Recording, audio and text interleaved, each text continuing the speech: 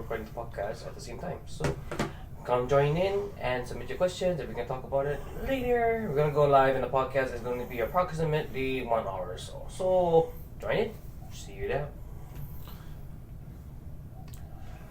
So this is the ingenuity that one Pinoy and a Hawaiian came up with.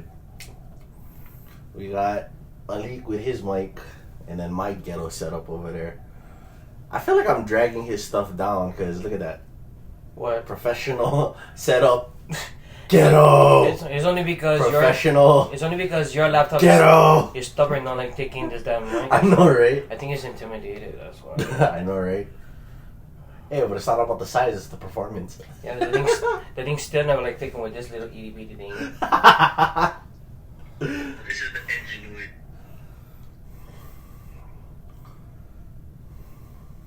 We got. Okay, so okay, so the thing the podcast is going to go is I should not remember that.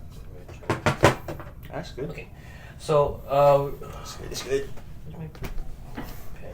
Okay, so we're gonna we're gonna talk briefly about the comedy of Hawaii first. Yeah. So everything is gonna be pretty much down the line. Mm-hmm.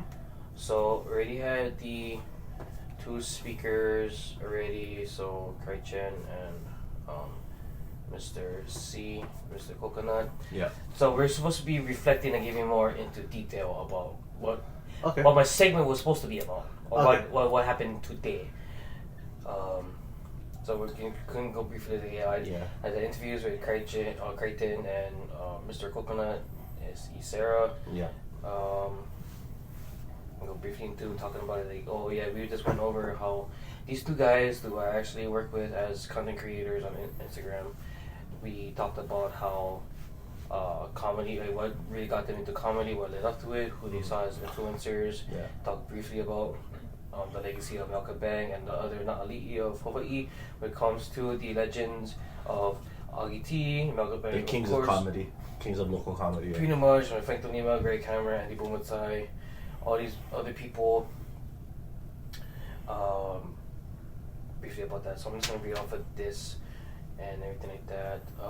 We can first be talking about the actual show. Yeah. So this is going to be, we're going to talk about Whack My Olos Wednesdays. I think I have the photo on my messages. Yeah, so we're going to be talking about Whack My Olos Wednesdays. Yeah. And then, we talking about first going from IGTV to posting to YouTube. Yep. And then TBA for the podcast. Yeah. And then we can talk about And I think that's good for now, since we're not really doing. Let's get it. Alright. What's up, everybody?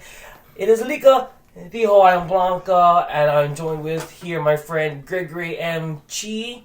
I know it's spelled awkward. I know it's KYI, but it's pronounced Chi. Okay. Yeah. I asked him many times. I know this guy for more than 10 years.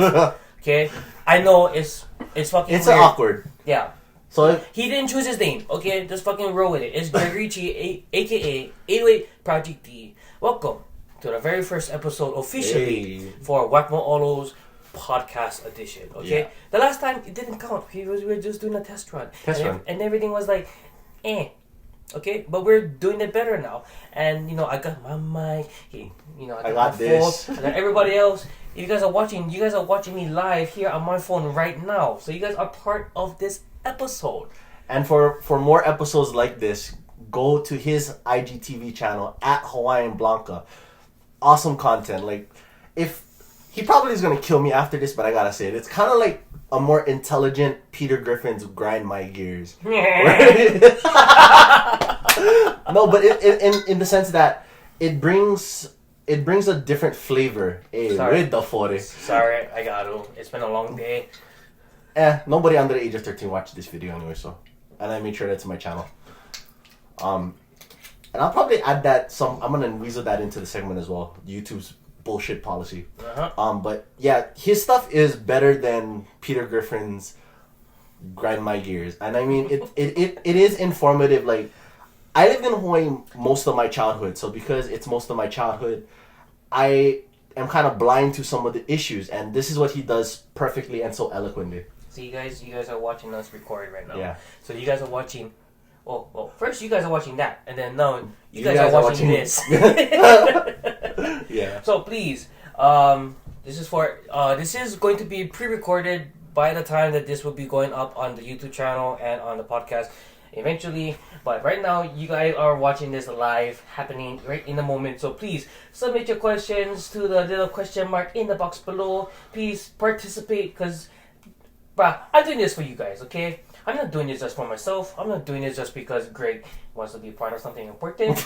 I already have 3 series on my channel, bro. Yeah, so he's part of 4th collab. Okay, so you guys ask your questions. Or if you guys want to say anything at all, don't put it in the comments because it's gonna get lost in the damn feed. Put it in the freaking question box, okay? I will be able to see it. It will notify me when it comes up. So get on it. Get in it. Do it now, okay? All right. So the first, okay, actually, yes, somebody actually listen. Let's go. All right. Okay, so the way that we start off this show, or the way that we're going to start off this show, okay? First of all, parental discretion is advised, because this podcast, this video, this whatever you guys want to call it, it's going to be having a lot of adult humor, adult language. Basically, a lot of innuendo. A lot of PG-13 or even some mature stuff, okay? Just to put it out there, in case you see, like, your kids are watching this or something, and you say that, oh, this thing is, like, not for kids. Well, I'm giving you guys a warning. Parental discretion is advised, okay? Second of all, we're going to talking about the very future of Whack My Olos. If you guys know, you guys been watching for a long time now, Whack My Olo Wednesdays has always been an IGTV series, because I'll be talking about it's always one topic. Okay, so I always be talking about one topic I choose per week. Yeah. And then I would go and be talking real strictly about it, or whatever it is, giving some points, bringing some humor to it, as well as some education and awareness. But we also started from Facebook. A long time ago, before I was active on IG. This thing is poor connection. Hurry up. Stop it. This MacBook can't connect. No. So this is just one prop. Come on, don't do this to me now. What was that? AirDrop. I airdropped the talking points to my laptop. Oh, okay. Note to self, I gotta bring me another extension cord. It just went by. Oh my god, this thing is like. Okay. These guys gotta go because, I don't know, the freaking connection it's lost. Sucks. Okay, we're back live. We're here right now. You can cut that out. Yeah. That's staying in there. No, that's cutting out. Who's the one editing it? Everybody come back. Oh, frick, you know what's... Oh, I didn't get to look at the question either. Oh, shit. Damn it. Everybody come back. Whoever asked the question back. I had to I had to cancel the first one because it wasn't reconnecting. So, whoever asked that question, go ask it again. Ask it again, please. Alright, we're off to a good start, Greg. Alright. That's why I got a 40. It's always fun when you're doing something drunk. Oh, yeah. Okay. So, talk about the history, where we're going. So, I barely put the Whack My Olos series on Facebook anymore. Yeah. Mostly because at the time it was just easier for some people to get to. But nowadays, everybody's mostly on Instagram, and Facebook is just being more personal with your friends. True. Even if you put stuff on public setting, a lot of people aren't really looking at it. Yeah. Even if you put hashtags don't really work on Facebook. Oh no. This ain't Twitter. It's actually a pretty it's pretty damn shame. Even Twitter don't work as much. Twitter I feel like if you're like a really well known figure in Hawaii. Yeah. Breadman Rock. But you know, like but I think unless you're like Jason Momoa, Twitter doesn't work. Yeah. Or if you're like Nicole Scherzinger. Why ain't that girl, by the way? Former Kea. If you guys... Oh, yeah. That's a fun fact. Her last name used to be Kea. For real? Yeah. Blood related or no? I don't know. It's fucking Kea. Fucking... Yeah! Okay, so we got our first question. This is from Chiyo Baby89 on Instagram. She asks, how do you think the locals of Oahu feel about the Section 8 situation not happening? Well, my stepsister works with Section 8, so I mean... It's not showing me the whole question. So it's like, how do you think the locals of Oahu feel about the Section 8 situation not happening for them after being on the...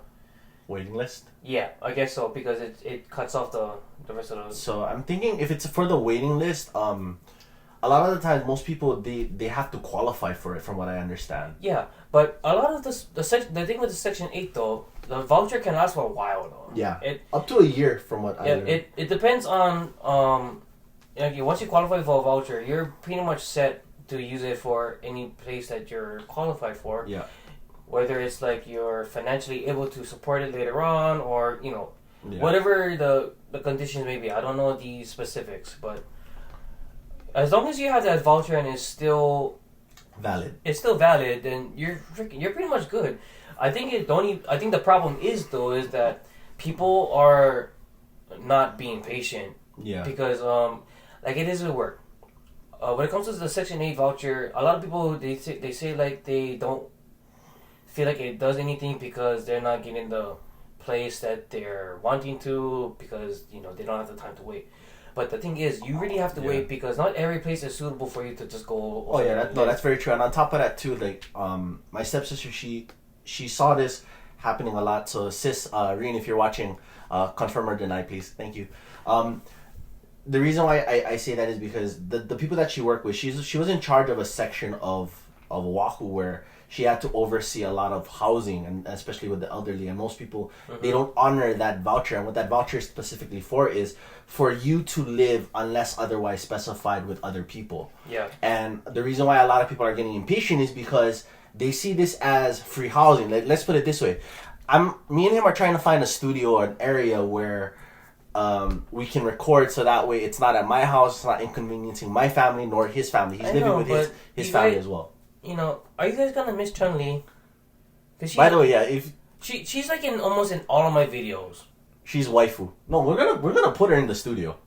Fuck, she belongs there. That's why. We're gonna put her in the studio as a part of our backdrop. But I mean, it's one of those things where, if you look at the rent, just alone for the rent, it's around the most high end is like around $3,300 for high end. Yeah, and it's not even like in really good neighborhoods anyway. Yeah, so it's just based on how it's. I don't know. It's so hard to like impoverished neighborhoods. Yeah. And not to say that some of the houses, like you guys know how to hook it up. Not to say that it ain't shit. Some of them are really, really dope. And believe me when I say some of them are. Yeah. But what she was actually, what she was pointing out, this is happening more for Kauai than Oahu. Oh, Kauai is a completely different story because I have history with Kauai. So a lot of people in Kauai, from what I noticed, like especially knowing my past situation with the history of that island, a lot of them are actually gaining the system because a lot of them. She was a fat stink one. Yeah, thank God I didn't put a seed in that. But most of them are actually gaining the system by violating a lot of the terms. And my dad, he had a friend working there who lived there as well as works there, and I seen how some of the renters on Section 8 violate the terms. Because, say for example, if I'm on Section 8 and Alika is my landlord, for example, if Section 8 says that I have a wife, 2 children, I cannot bring my other family members over, only them. Section 8 funds are only meant just to pay for those amount of people. Yeah. But not only are people in Kauai gaining Section 8 funds, they're also getting EBT food stamps and all of that. And they're actually gaining the system to the point where they're basically living rent-free. But it's not really rent-free because Section 8, by and large, for the whole state of Hawaii, and for those of you who are tuning in, who are just watching this part of the the podcast, and for the people that are tuning in as well to Alika's live, is it's a subsidy. It's not paying the rent in full. Mm-hmm. You have to have some type of income to bolster that rent. Yeah, it's in order for you to not lose your voucher, you have to make a minimum, or it's like a limit that you have to actually make. So you have to make a certain amount. So you have to have some kind of income, but not exceeding over. I think it's like I think you can't make like more than $1,800 or $1,500 a month or something. $1,999.99 a month, you guys. Yeah, so because that's what it said for my food stamps. Because I'm on food stamps. Is it a month or is it a paycheck? It's a the one that you're quoting is a yearly wage. So with a monthly wage, anywhere from $800 to $1,000. Okay, yeah. Yeah, because that's considered part time. And all of that, and for specifically speaking. And what I said for the people that live in Kuwait that tune into this, what I said was a broad statement. It is not a reflection on you guys, the people that are hardworking, that are 100% honest with their wages and all of that. So, and that's basically what it is people who are fully honest with what they're doing with the money that the state gives them. And believe it or not, especially with Section 8 homes, from what I learned from my stepsisters, I don't know if this is true, so don't harp on her. But from what I understand is they don't do drug tests also for Section 8 homes. They don't do those tests. They just make sure that you have a job, you have a place to live, and they can send you your benefits, all of that. Yeah. Some people are arguing that they should drug test. Oh, hell yeah, they should. I mean, it's like, if it's whatever. If you guys don't, you guys gotta. What everybody has to stop doing is trying to take advantage of everything that's given to them. That's basically for free or paid by taxpayers' money. Yeah. And it's almost, if you guys don't take advantage of every service that you guys are given, because you guys are going without. You guys are only getting up because you guys are going without. Once they notice that you guys are not following one of the rules, is on the street. Yeah, you guys are losing that voucher. You guys are losing that EBT card, that welfare check, whatever the case may be. You guys just gotta abide by the whole damn thing. Yeah, it's as simple as that. A lot of the times, a lot of people lose their vouchers because they're either denying the housing that their voucher is using, or they're breaking a lot of the rules that causes their vouchers to which is actually the most common one. Which is the most common, because I remember when my late father was alive and he was doing all of these rental properties. And no, I'm not balling like that. Nah, It's like what was it? They checked like your. Yeah, they actually have somebody from the state, a caseworker, come in and check, and the landlord has to be there to. From what I've seen, I don't know what it is now, but from what I would see as my dad helping him, being a young property manager at age 12 to 16. What I seen happen was these case managers would come in and check the home. Not physically like, oh, search warrant. No. They'll basically say, oh, how many people are living here? And based off what they say and what's within the home, it's a hit or miss. And 5 out of 10 times, the tenants that were on my dad's lease, they always followed the rules. But for some reason, I feel sorry for them. They get fucked over. Yeah. Like, my dad even went to court with them to help. It's a hard life. Yeah. Because he said, oh, how come you have, this is a 1-family bedroom home or kind of thing, a 1-bedroom family apartment. How come there are A, B, and C? Hello, the kid just got his fucking license. Of course there's going to be a car there. And the kid moved out recently too. Not violating the lease. So, I mean, I feel sorry for that. And especially to people that, again, do follow the rules, they end up getting shafted the most. Yeah. Especially when it comes to food stamps and EBT. Yeah. It's hard for everybody, no matter how that's you look what whacks my olos for real. It doesn't matter how much money you make or how much you lost. Everybody in Hawaii is struggling in some sort of way. Oh yeah, it's one of the most expensive states to live in, next to that's San Diego, New York City, and Los Angeles. Yeah, so that's pretty much like everybody struggling in some sort of way. Let's just leave it at that. So thank you, just ChillBaby89 for that question. If you guys are asking any other questions, you guys are just tuning in to the live right now. We are actually in the middle of recording for the first episode for the podcast. Behind the scenes! So you guys are actually being part of this first recorded episode that's going to be going on the YouTube channel for Whack My Wednesdays podcast edition. I will also be posting my regular segment for Whack My Olo Wednesdays every Wednesday for IGTV. It's gonna be a weekly thing now. I'm not gonna be taking any breaks. If I do, it's either gonna be IGTV or live with you guys. Okay. Better if it's live with you. I know it's better for live because people are always like they can really interact. Yeah. They can see me. They can do, you know, they can see me messed up. I can mumble, whatever the case is. Yeah. The only problem I have with the live is that people who don't get to see it within the next 24 hours, they don't get to see it at all. Okay. And I mean, I understand that, but I sometimes don't have time to do IGTV. But I mean, it's not like I don't like it. This fool's not like me. I work from home, so basically, I'm a caregiver. At the same time, I'm relaunching a business that I have with the brand 808 Project D as one of many.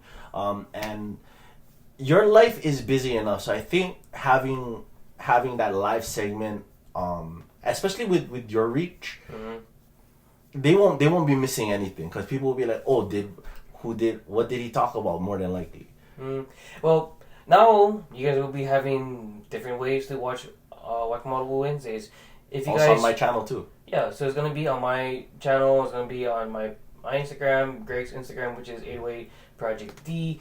It's gonna be on my YouTube channel. Juan Blanco is gonna be on his channel. Gregory M. Chi, that's a Chi with the KYI. Don't ask. We already freaking went over that. Okay. Or just just look up the link in my bio. The link is in my bio. Click on that. Subscribe. Yeah, I'm gonna be making sure that I can post at least every Wednesday. But when I ask for your guys for opinions, for topics and suggestions, I'm asking. Okay. Yeah. No. Sometimes I draw a freaking blank because I don't know. Okay. It's hard to stay mad about certain topics all the time. Oh, definitely. Okay. I try not to be that angry Hawaiian because everybody's like, kapu aloha. Well, sorry, but... But is it like kapu aloha is more than just like understanding discipline? Because that's what I feel kapu everybody aloha thinks is. some people think when you practice kapu aloha, it's the mindset, it's the tone, it's how you interact with other people. I don't think tone should really matter. Because it's like, you're welcome. Okay. I'm still being civil. I'm still saying the right words. Just go for it. Okay. And then so, where did I fucking leave off? You leave off at kapu aloha not being the tone. See, these guys can freaking see me mess up, and I fucking hate it. Arrgh, I hate you guys. Yeah, you. Okay, just see. I gotta take the glasses off. Okay, we got another question from ChioBaby89. Is trick question. How many is S in what? How many S's is in you fucking bitch? Mississippi. How many S's is in desserts? 2. No, you're wrong. Oh, that's desert. No. I mean, you're on the right track, but I can't say. Is it desserts or desert? It's desserts. I can't answer it because I'm looking at it. I mean, actually, some good stuff, you guys. Because Trolls. anybody else like ask anything? We'll just see who we got here in the chat. We got Bleeming 96734 up in here. What's up? Welcome. We got Pakelika Po'okelo. Hello. Sorry if I fucking butchered that. Welcome. We have my girl Michaela. We have Olowalu's Finest. We have XJ Dilius. We have Hawaiian Huntsman. What's up, Kela? We got Shaner's 808. We got Chio Baby 89. We got Ho'opono. What's up, Battle Logan? Who else is in here? We got Sarao 808. I think we still have Brother Hammer. We got Maui no Ko'oi Official. Everybody here, thank you guys for joining in on this live stream. You guys are being part of this podcast episode. I keep saying that. We're still working out the kinks though. Yeah, so don't worry about it, okay? So that trick question, get that fucking shit out of here. So we have actually a blessing on New Year's from somebody, and Instagram, why you always do this? What did you get? Well, basically it's from a person by the name of Bruna Junior Souza, and he reps the Immigrant Kitchen. Also, really good channel, by the way. I'm fairly familiar with them. He just says everything good to you and your family, health, love, and prosperity, and then it's a shout out. I'm gonna start charging for these next time I'm doing that. If we're gonna be doing shout outs, it depends what the shout out is for. Well, this sounds like it's clout chasing. Well, I'll let this one pass. Okay, so I'm gonna be putting it out right now. Everybody knows that if I'm gonna be shouting out anybody, it's because I feel like I want to hear more from them. Like I posted earlier, I want to hear more from Naal Idia. Yeah. It's hard to pronounce because it's like Nadia. Yeah. Naal Idia. I'm sorry. I'm so sorry if I can't say that so bad. He butchered it. I'm sorry. But I wouldn't have said it any better. It's fucking hard to fucking try to say the damn names when you don't hear it. Yeah. Like, no, I would have butchered it just as worse as you did. Like good example, you hear Crichton's name. Yeah. You would never know how it's pronounced if you just look at his name. It would be like Cretan or something. Yeah, it's like Crichton. Crichton. But it's like Crichton. Yeah. So it's like, you know, Cretan. I'm pronouncing the names of the people that, you know, as best as I can. But I saw that she has these, she does these IGTV videos. I've seen some of them. Yeah, they're pretty dope. Yeah, it's for Manao Monday, so she just talks about whatever she wants to talk about. And she has some really good Manao. She's really calm. She's really, her presence is really opening. It's really welcoming. Yeah. So I wanted to hear more from her. So hopefully, you can get some Manao from her later on for a future episode or whatever it is. You know, we're gonna make it work. She said she's interested. A lot of people are getting interested. You know, we're gonna make it work. But I'm not gonna go do a fucking shout out if you just are not even gonna damn follow or like my stuff on a daily basis. Okay. It's okay to watch, but we love input. Yeah, like how about this? If you guys are gonna be trying to jump on this thing and you guys say, "Hey, give me a shout out. Give me a good reason why," and if pay us. Yeah, that's a good reason. Or give me money. I will start the charges if you guys want $50 a week. $50 for the whole week. I'll shut you out. A week. $50 a week, and then if they want to do day rates, probably $10 a day. Well, I'll charge you $50 for a week.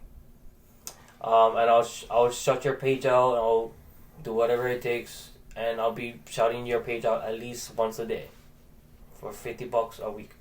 You know why? Because it takes a lot out to go shout out anybody. Because I'm putting out my time, and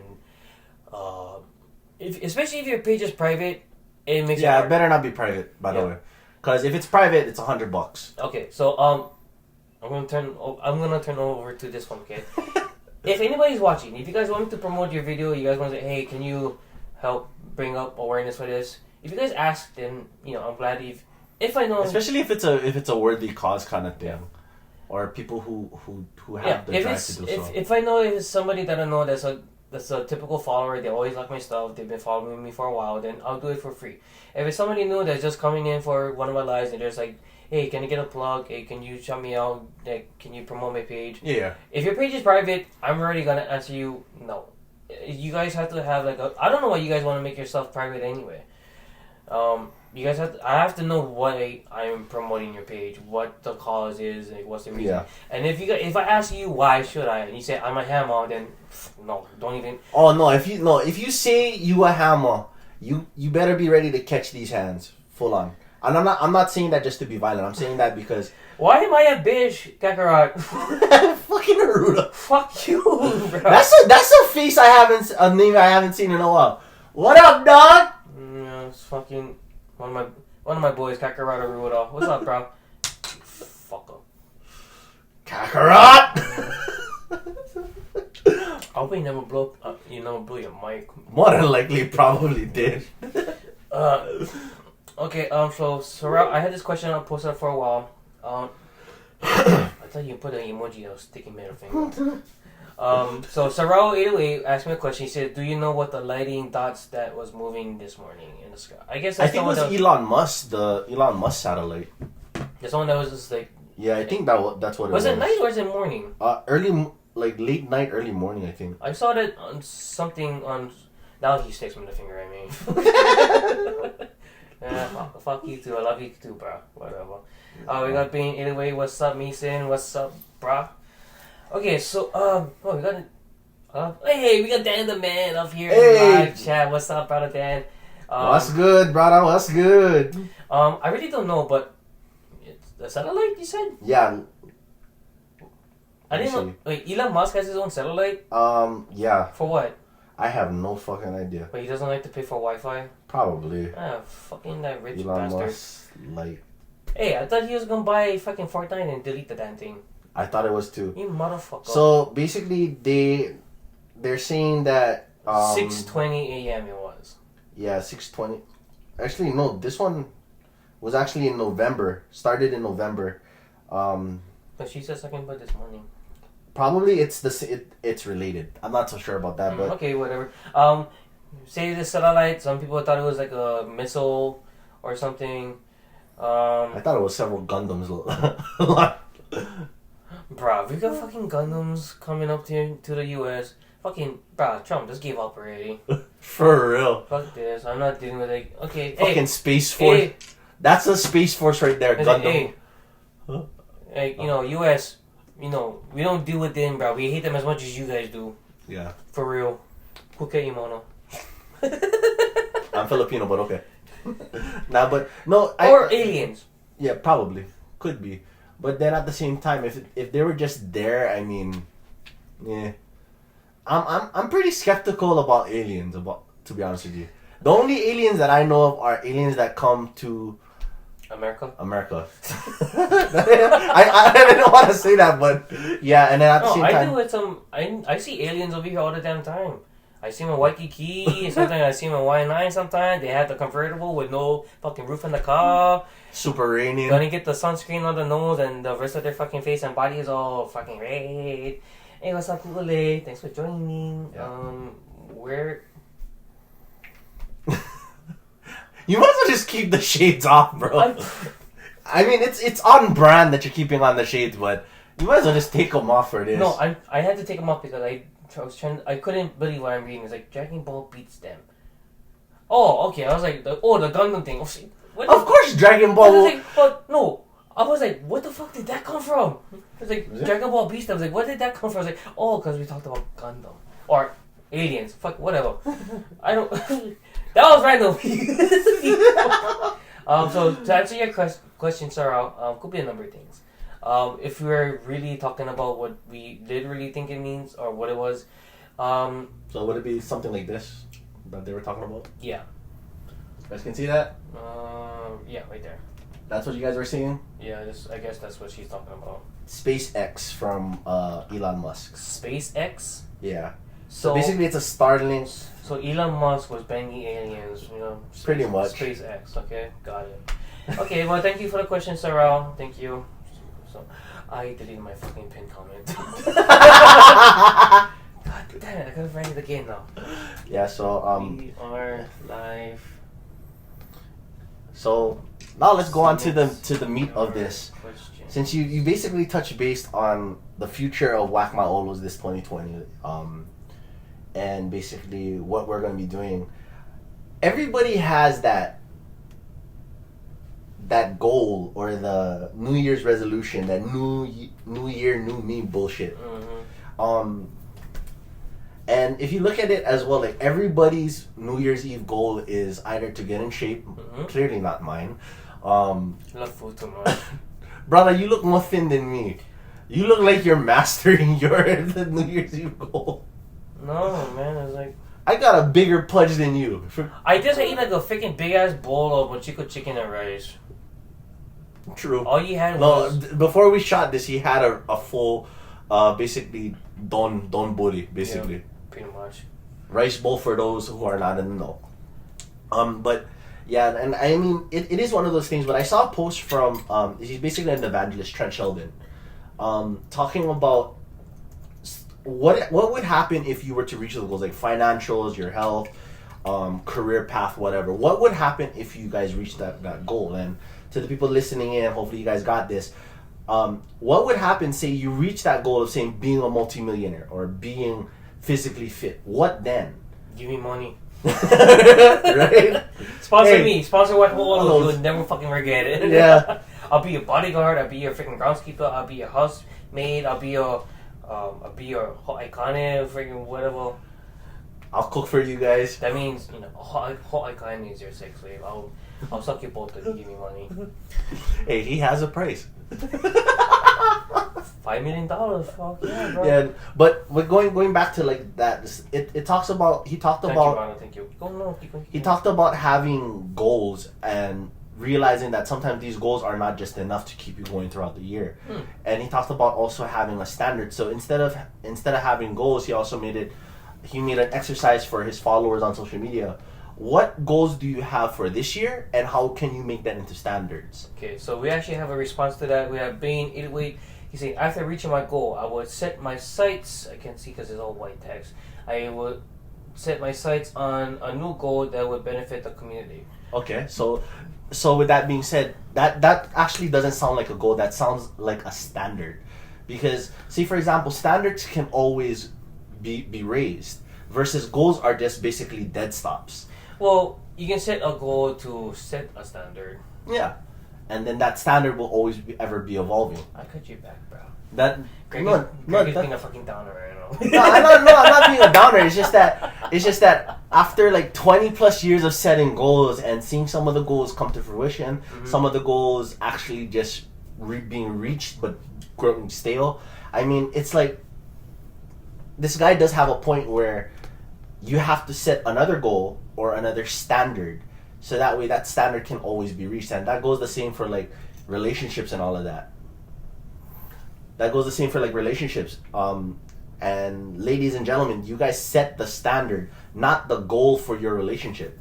You guys allow things in your life. So say for example, and this is, I hate to say this, but Eva Beach, Waianae, Nanakuli, Waipahu, basically central to West Oahu, southwest Oahu, has a problem with standards in relationship.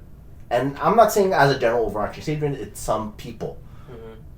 I should know because I was one of those idiots. I think we all were at one point. Yeah, but this fool witnessed it more times than he's willing to admit. Yeah, this is true. He's also Bane wants to he wants to respond with that. Yeah. He's right. Naruto became Hokage. He maintained his status and just tended to the upkeep and responsibilities that came with that goal. Yeah. I think for Naruto, it wasn't really a goal. It was actually a standard, because if you look at his backstory in his childhood, he was just set to fail from the get-go. The standard for him was very low.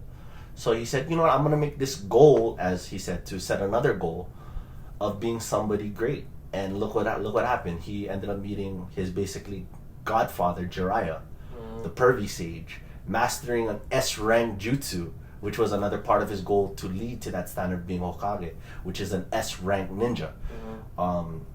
Then you have him evolving his biological father's, Minato Namikaze, the fourth Hokage, Rasengan into the Rasen Shuriken. I just love how he has to describe who his dad was and what he was. Well, for some people, they don't know. They'll be like, oh, it's the blonde-haired dude. Yeah.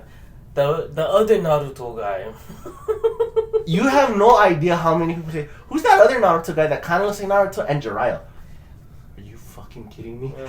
Yeah. This is how you know he's dealing with an otaku here. This guy's completely normal. I'm the otaku. Well, I just know when to. I love this, brother. I just know when to control it. Exactly. But don't give me any fucking bullshit about Dragon Ball Z, okay? Don't even fucking go it out. He'll roast you. So when we want to talk about goals, I feel like I can talk about goals because not because I achieved them, but because I failed. Yeah. So because I failed to reach my goals, I know what it's like to, what is the other end of the result. Most people only talk about stuff and life lessons because they've achieved it. Imagine the people who actually failed in stuff, and that's how they learn to later on achieve their goals. Yeah. I failed in a lot of my goals. I'm not gonna lie. I didn't go to where I wanted to be. I'm not where I am where I wanted to be right now. But it is what it is. But you still gotta roll with it. You can't just stop just because something doesn't work your way, doesn't happen the way you want it to. You still gotta keep going. Punches. Yeah, you gotta keep going in some kind of way. And I think if you actually have to stop, you're gonna stay there and mope about it all damn day. I mean, it's good to mope, it's good to cry, it's good to whatever. Take your time. Yeah. Feeling bad, feeling sorry for yourself, whatever. Give it like a day or a week at the most. But after that, get up, stop being a bitch. Move on. Keep going. Yeah. Because if you're gonna feel like that for yourself every damn day, Nobody's gonna really care at some point. Yeah. There's some people that I know that do it all the damn time, and I get fucking tired of it. I don't even feel sorry for this. Okay, yeah. Stop bitching. Get the fuck up, you pussy. Okay? Yeah. Get the fuck up. Move on. Another question we had. Girl, you're not the only one who's asking questions. Everybody who's watching this damn thing, ask me a damn question in the little question mark with the box on the fucking bottom. The same person is asking. She's like a freaking third question already. You guys. Catch up. Mustard. Pickles! May all days be merry and bright. Okay. She asked me, know any updates about the mono? No, I don't. I know that the cops aren't there, so that's a good. And aren't they relocating some of the protesters off the main road too? Yeah, they can try, but aren't the protesters making the initiative to move? I don't know. I haven't seen anything really. So if they are, they are. If you guys know anything about the mono, say something. DM. Okay. Alright, so we were talking about life goals. Obviously, somebody thinks I'm getting swole, getting into physical shape. I think I'm okay, but I could be thinner. See, everything else is fine. It's this fucking thing. But I love food. I've always loved food, but the thing is, my body. Bro, he can eat. He can eat. My metabolism got smaller because I'm not doing enough already. I walk almost 2 to 3 miles a day, but my body, you do that every single day. Your body gets used to it. It gets used to it, so it's not challenging itself. So it's like, okay, just go, whatever. I'm not a big boy, okay? It's just big belly boy. So it brings it perfect. Mauna Kea has their own IG that makes updates all the time. Yeah, I mean, go push notification. Okay, if you guys go follow anybody on Instagram, push notifications. Yeah. How do you do that? You go to the page. You press the little follow thing on the top, and then after it shows you what you want to be notified for.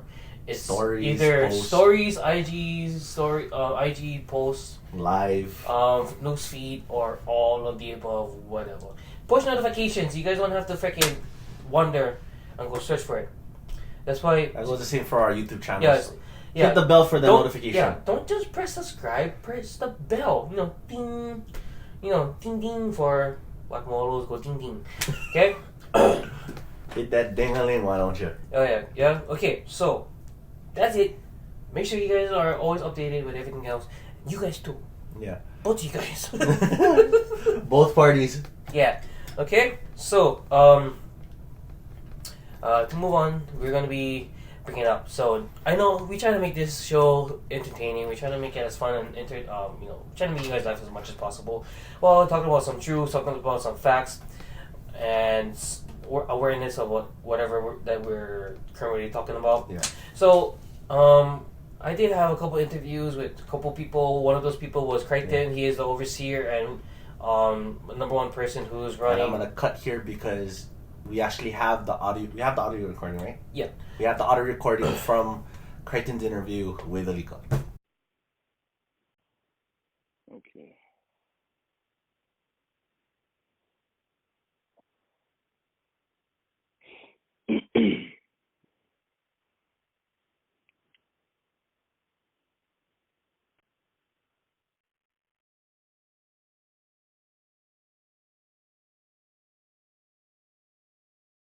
I think I did it right this time. Freaking worked earlier.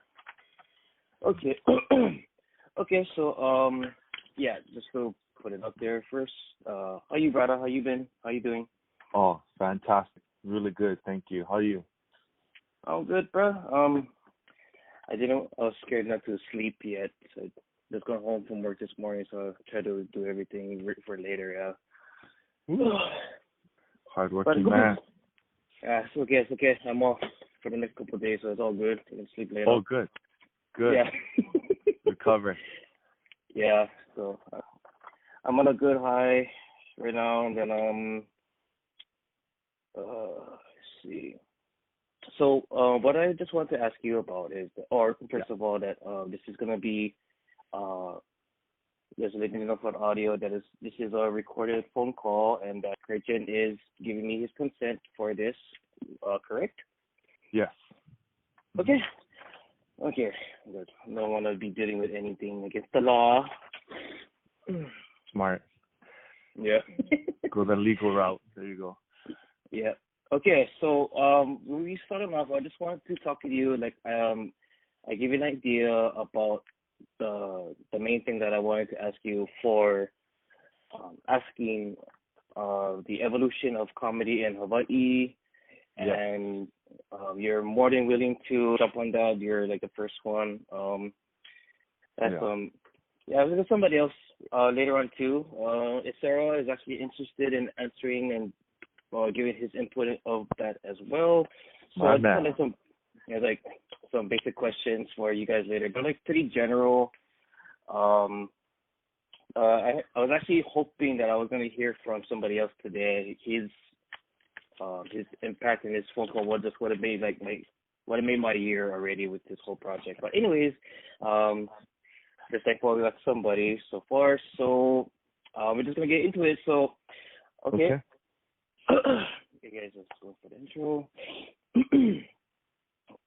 Okay. So aloha, hello everybody. This is Alika, the Hawaiian Blanco. Welcome to this part segment of the WHACK My OLOS podcast. And today I have a very special guest, a very important person, an influence to me as well as some other people. He's the overseer of the main page for New Hawaii 808s, and he is a very talented man in many different areas in his own different rights, and he's been doing this for quite some time. And introducing to all you guys, Curtin, welcome, bro. How are you? Aloha. I'm doing well, Alika. How are you doing today? I'm so freaking pumped to just actually have you here for actually talking one-on-one for the first time in audio or voice or even like from any shape or form. So I'm just very appreciative and mahalo plenty for joining me and for being part of the WHACK My OLOS podcast, because I got big plans for this and everybody's been asking for a more in-depth kind of format. So again, mahalo for doing your part in helping me out with this. Oh, mahalo for having me. It's an honor to be here. Thank you. Okay, so I wanted to just ask you a couple of questions. Mostly, I wanted a lot of your insight and some of your mana'o on the evolution of comedy in Hawaii. So this was you're like one of the people that I really actually wanted for this kind of topic. Mostly because I know that you see a lot of upcoming comedians for the last, let's just say 10 years at least that I know of. And going back to how comedy in Hawaii first started, one of the big influencers that we recently lost, that just passed away, Mel Kabang, one of the four original of the Na'ali'i of comedy for Hawaii. And this one's like, there's a lot of his comedy as well as like Augie T, Greg Hammer, Eddie Bumatai, all these guys. What was it about them, or was it any of those four, anybody in general that was a past comedian that made you want to get into comedy? I mean, all of them for sure. All the ones you mentioned, I'm a big fan of.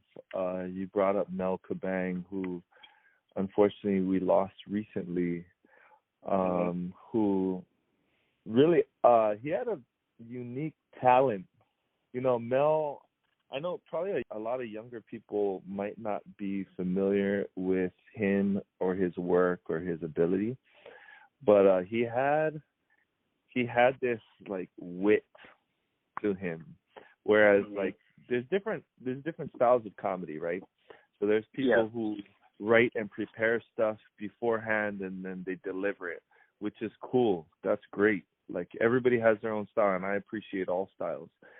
Mel was one of those people where he actually kind of like, I don't know if everybody knows this, but Mel Kabang kind of fell backwards into comedy. He was a singer and a musician, and I think some people still remember him as such. But he would be singing and performing at places, and in between his songs, just the way he would interact with the crowd and how funny he was, people kept pushing him to go into comedy. Like, you're so funny. You should just do stand-up comedy. But even when he did comedy, he would include music because, you know, music was the beginning of his whole path in entertainment. So there's not a lot of material out there on the internet that really shows Mel doing his thing. So if anyone's listening to this, that's Mel Kabang's family or fans that might have some sort of media, I highly encourage them to put it out, whether it's on YouTube or Instagram or whatever, just to help his legacy to live on, because he was a super talented guy, very, very funny, and I think the world should be able to see what he could do. Yeah, because usually when you hear a lot of upcoming people wanting to do the whole comedy on social media nowadays, it's like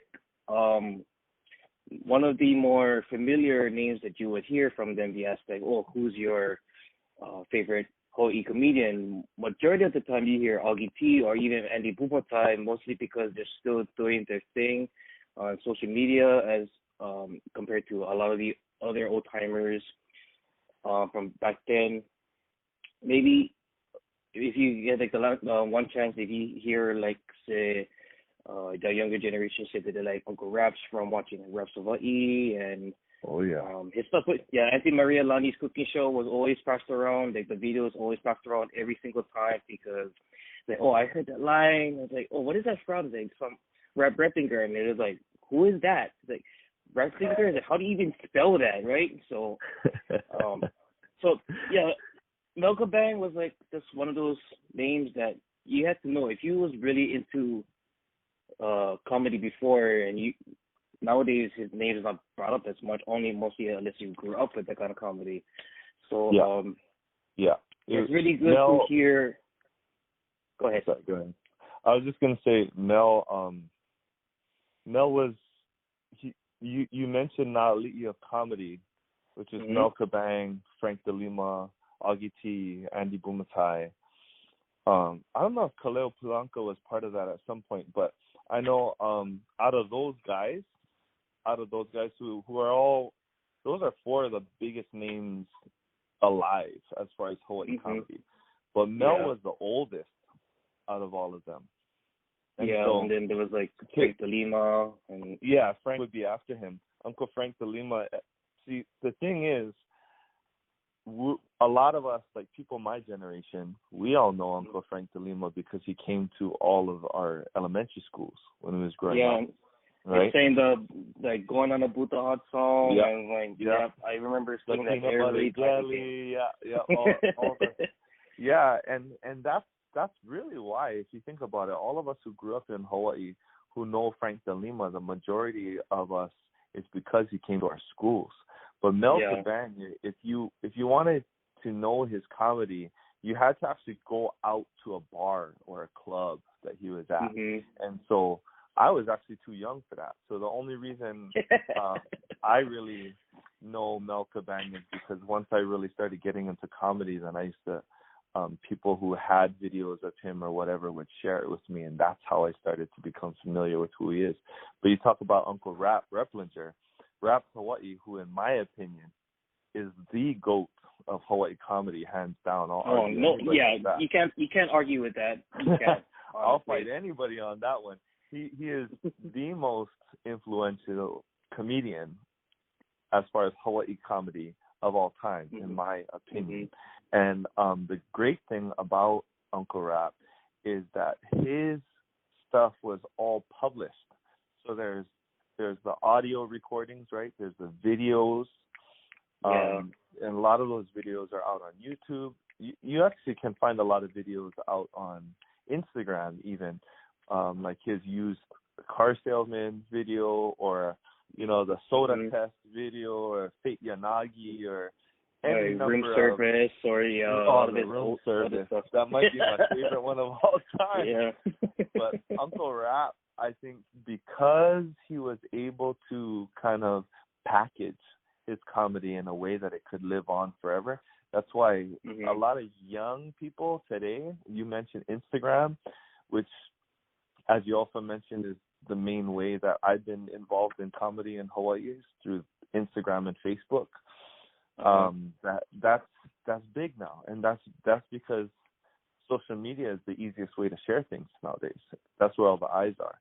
So it's easy to put Uncle Rap out there, and that's why I want to encourage people to, if they have video of Uncle Mel Kabang, to put that out there too, so that his legacy can live on. Even older, because Frank De Lima too, man, he had some classic stuff back in the day that I haven't really been able to find on social media. Like, you remember when he did he did Abdullah Fatah. He did a lot of he was more of the Lend Me a Hero. Oh, and then a lot of his Portuguese jokes. Majority of his stand-up was mostly in the CD area, so a lot of his content was mostly posted on CDs or video cassettes. And that's true.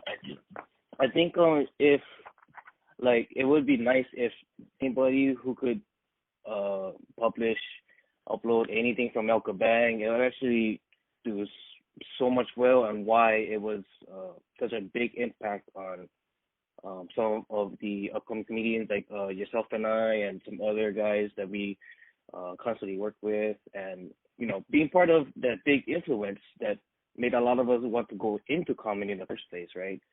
Mm-hmm. And maybe to show some of his old material and how he really was, since like you said, we were too young to be into the bars to watch his stuff in the first place.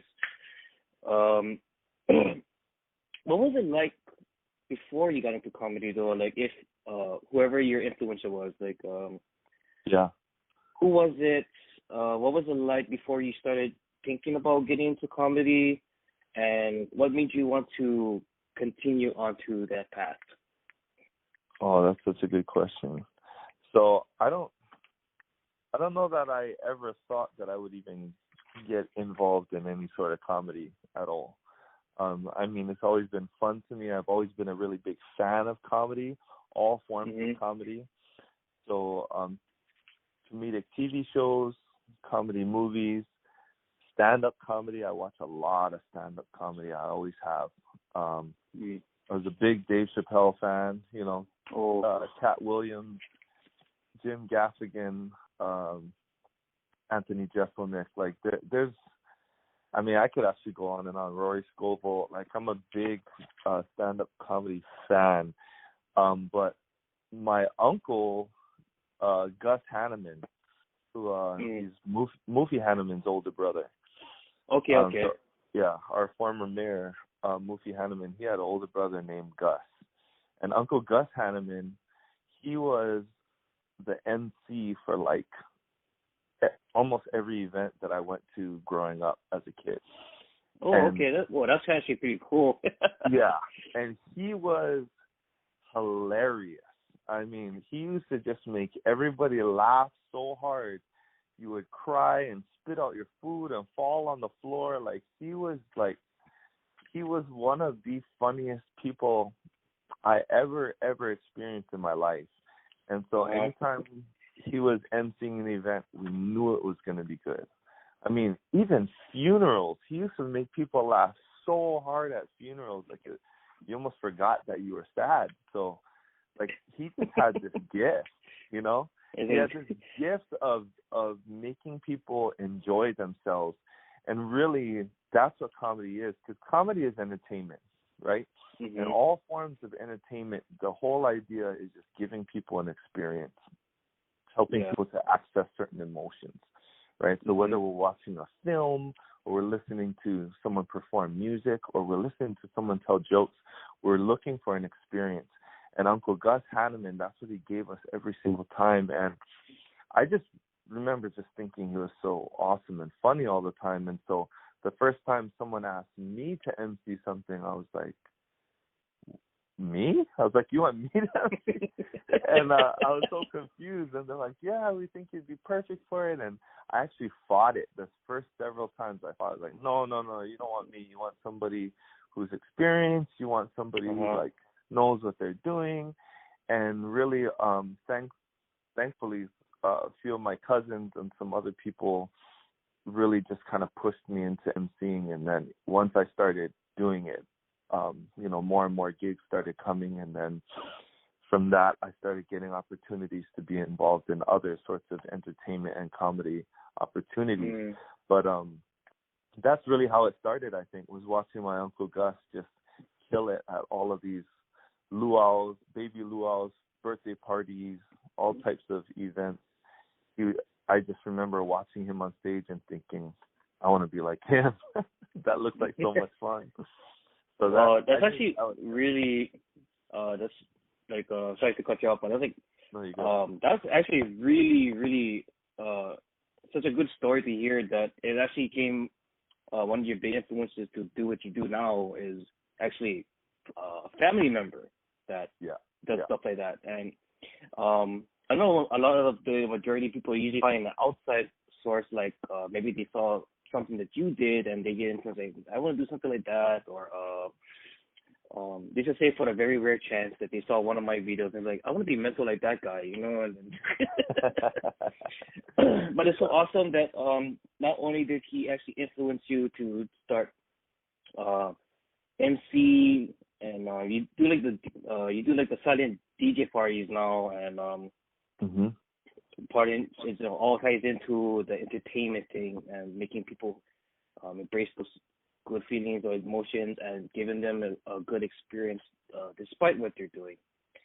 And I think that's really awesome. Of something that I learned something new from you, so that's a pretty good thing for me. Right on. Yeah, so freaking, that's a good thing. Thank you for telling me that.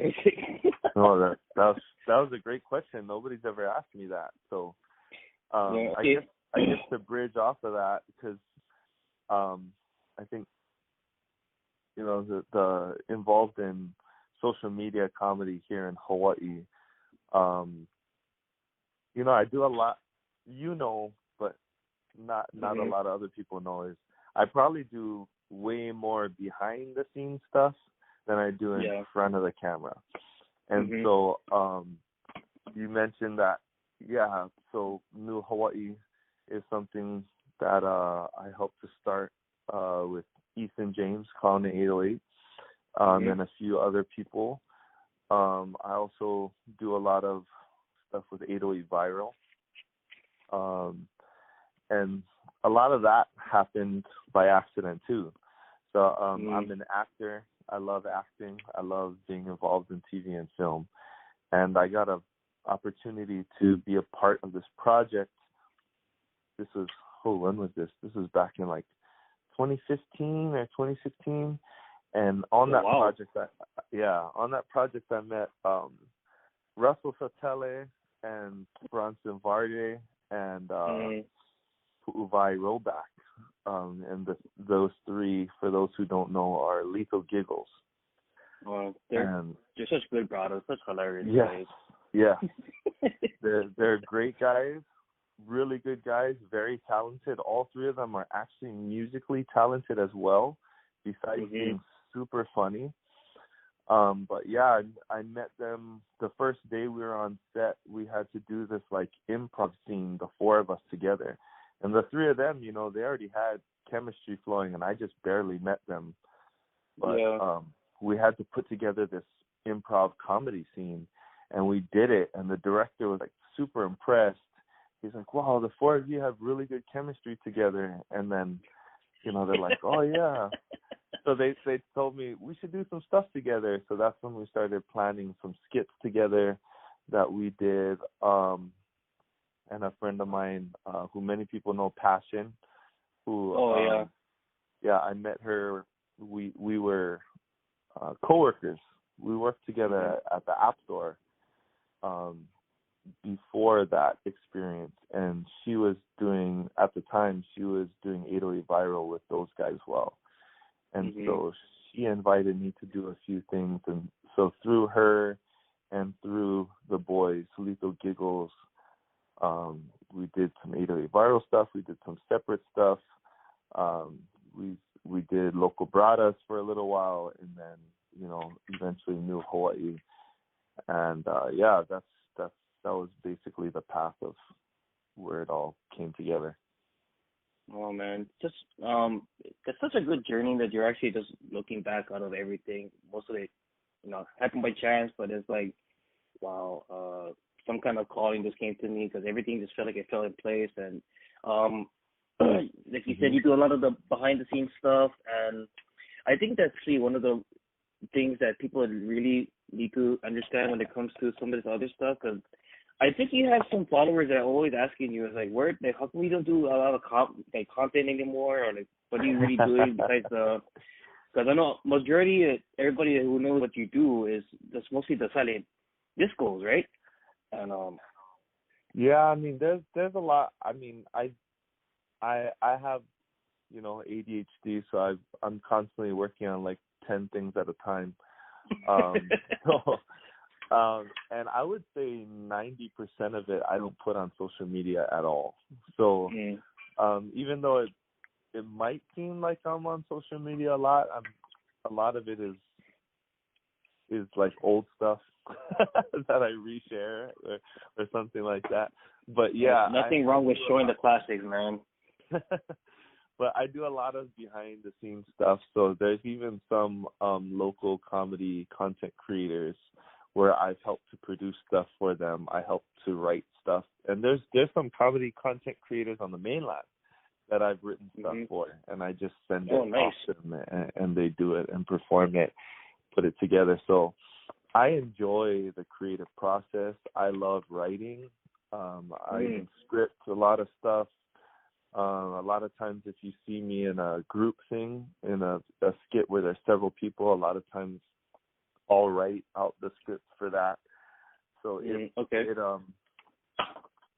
the behind the scenes stuff, I really enjoy it. So a lot of times there'll be videos that come out that you don't see me in, but I had a part in it, and that's okay with me. Even though I do like being in front of the camera sometimes I'm good just being off camera and doing that part. Okay, yeah, somebody has to do it, right? And then, I mean, I can't think of anybody better than you at the moment. Wow, I appreciate that. Yeah. So, I know you were mentioning, like, we talked about some of the legends of Hawaii comedy, and mentioning a lot of the brothers that we normally know, that we kind of personally know and we work with on a almost weekly to daily basis.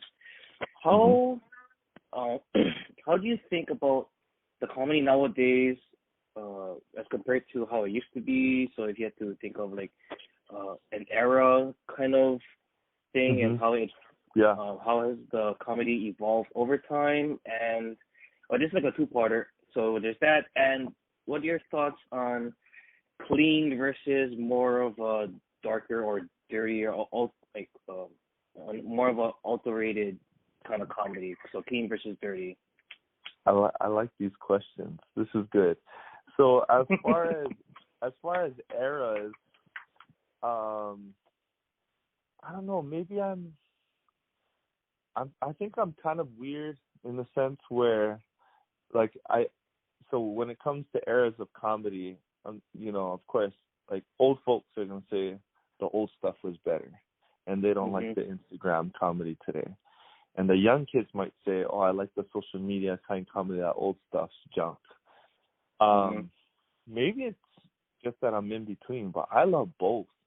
Like, I love the old stuff. I can go word for word on all the raps, Hawaii stuff. Of course, I'm very familiar with Uncle Frank DeLima's stuff. I know all his stuff. I think Augie T is a genius. I think Kaleo Pilanka is severely underrated. He's super funny. There's several. I mean, there's a lot of stand-up comedians today in Hawaii who are really good. Rayson LeMay being one of them. There's a lot that. Oh shucks! Why did I just blank on his name? He's got to be super somebody funny. underrated. Somebody underrated, guaranteed. I don't know why I'm blanking on his name right now. He does videos with 808 Viral sometimes too. Daryl. Vibrato. Is that his last name? Super funny. But he's a stand-up comedian, and he does stuff with 808 Viral. So Really, okay. I think a lot of these stand-up comedians today who are really good, it would benefit them to do some social media stuff. And then I think a lot of these social media comedians, it wouldn't be a bad idea to go to some of these open mic comedy nights and jump on stage and try some stuff out. I know it's two totally different platforms. I went with some other guys, so me and Ethan and Bryson Martin, who's another severely underrated Instagram comedian. Most people probably remember him more from Vine. Yeah. Killing it in the Vine days. Me, Easton, Bryson, Keely. And then, Keely Susili, then you had like Mr. Campagna and Just Too Much. Oh, Jesse, yeah. But what I was going to say was me, Bryson, Keely, and Easton. I don't remember if anyone else came up with us, but Ray invited us to go do some open mic stuff. And it was a really cool experience. We won a few times, jumped on stage, tried out some material. You know, it's really totally different when, you know, because when you're creating social media comedy, if you don't get it right, you just edit it or you reshoot it, you know, until you get it how you want it. Whereas when you're in front of a live crowd, you don't have that opportunity. You got to like nail it the first time, you know. So it's totally different, but it's fun. So long answer to your question, but I love the old stuff. I love the new stuff. There's a lot of newer guys that are coming up that I think are super funny. You know, Jesse I.M., he's another guy, super hilarious. Him and I could go on and on. What is this shit? The Lehua thing that he Lehua does? from the Homestead, yeah. Super funny. And the other character I used to love, two characters he used to do that I haven't seen him do real recently, there was the Nelda, the Filipino auntie. Oh, she was hilarious, that character. And then he did like a Filipino nephew. I forget the name of that one, but oh my gosh, those are just, I would laugh so hard I'd cry.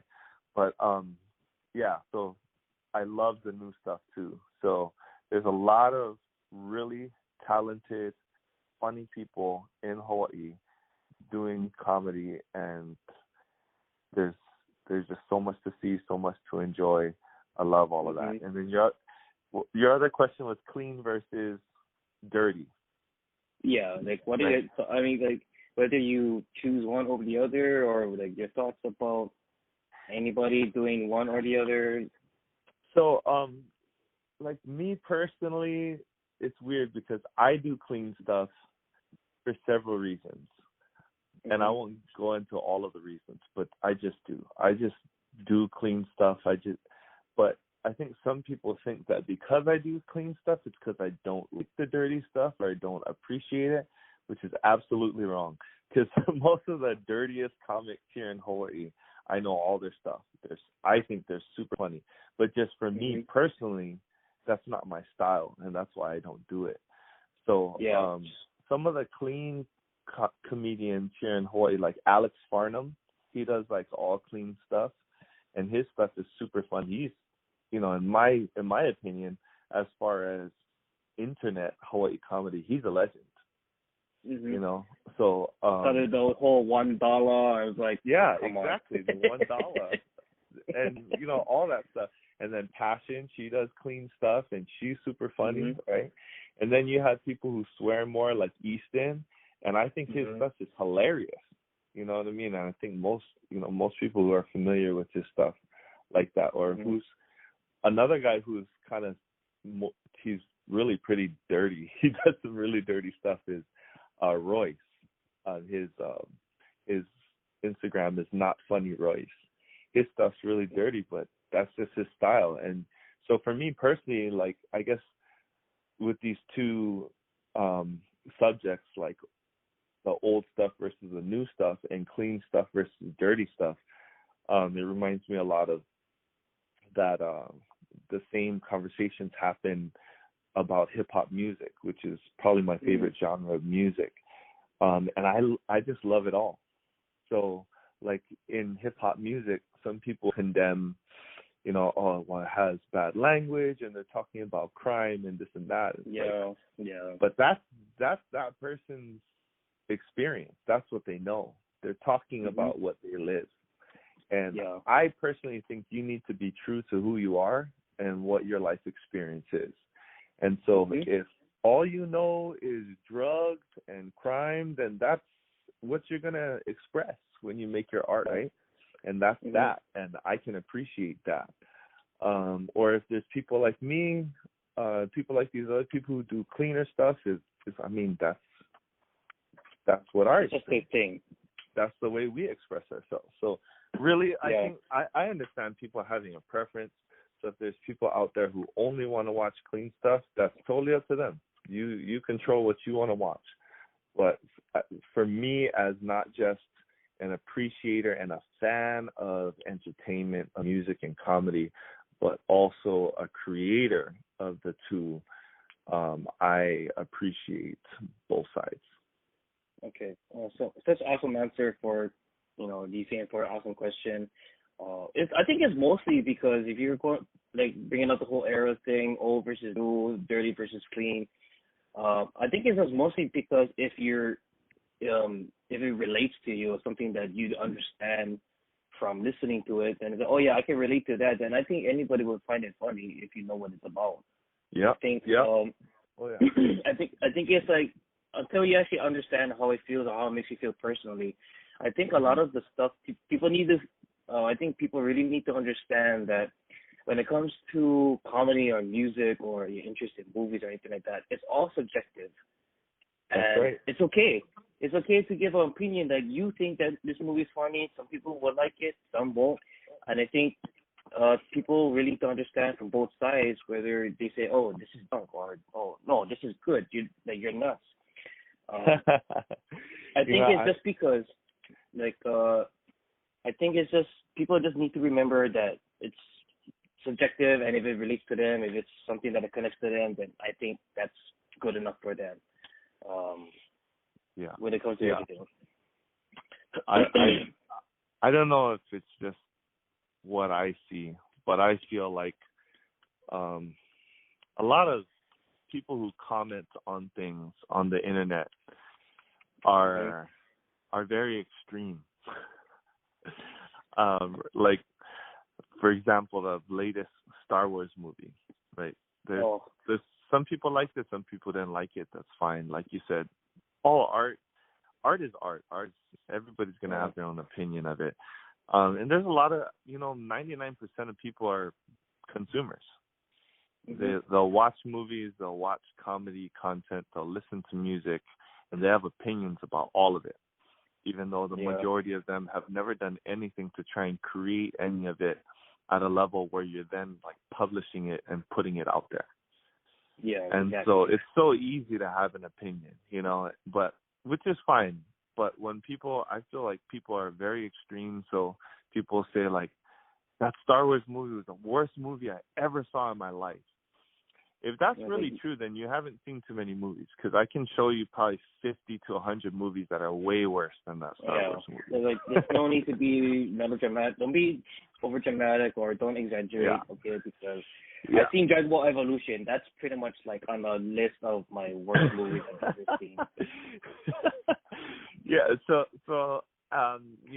being an admin for some of these comedy pages, for New Hawaii, for example. So, the main point of that page was to give a platform to local people who are creating comedy content and put it out there, so that they can reach more people than maybe they could just on their own account.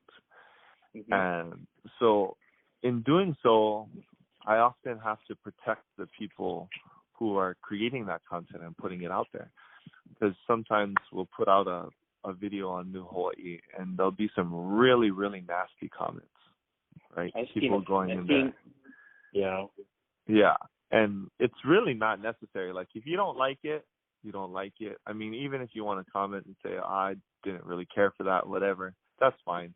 But then it gets to the point where some people will make personal attacks on the looks of the person who did it or things like that.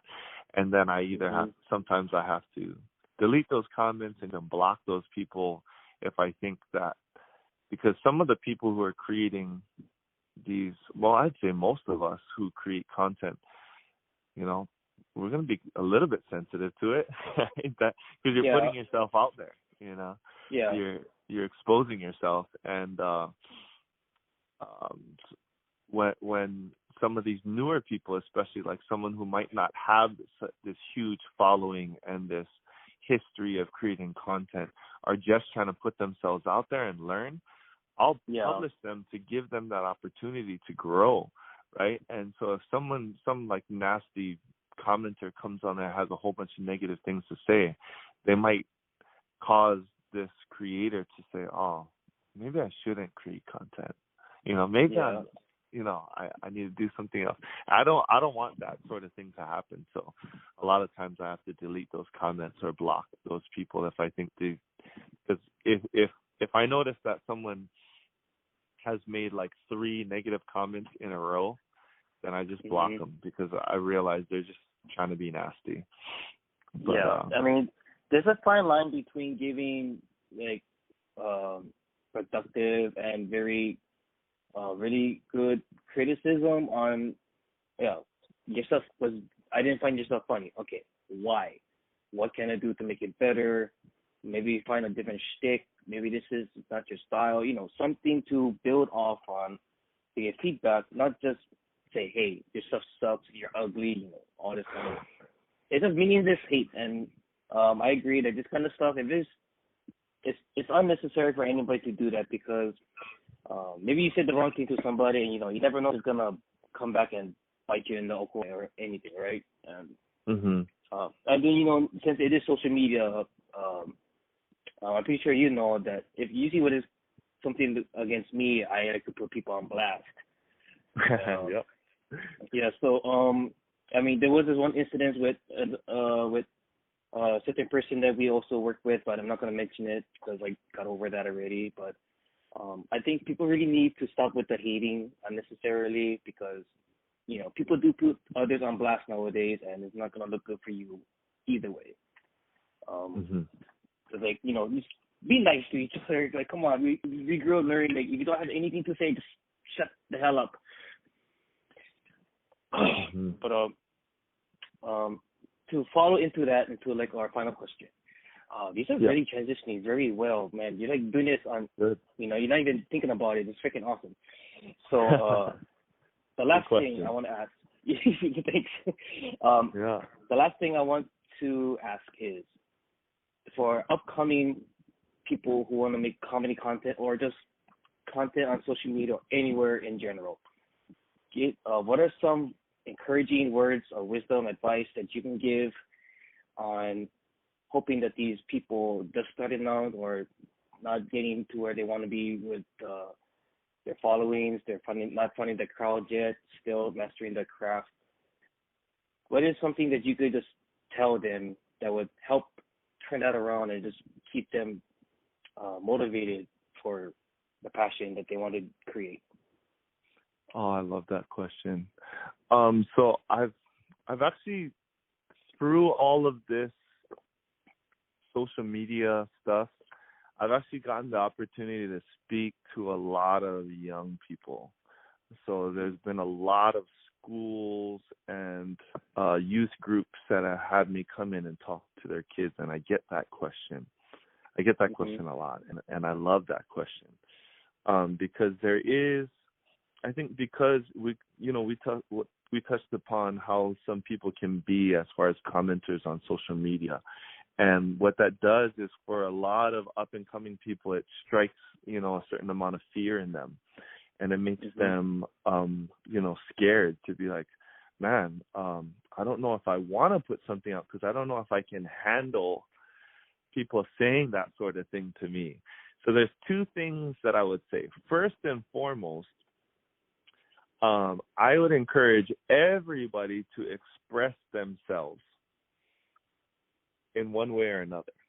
So there's people who can express themselves through visual art, through music, through comedy, or maybe you can show a quote or something, but regardless of whatever career path you choose in your life, I highly suggest that every single person find some form of creative expression, even if it's just a hobby, something that you do maybe 2 hours a week.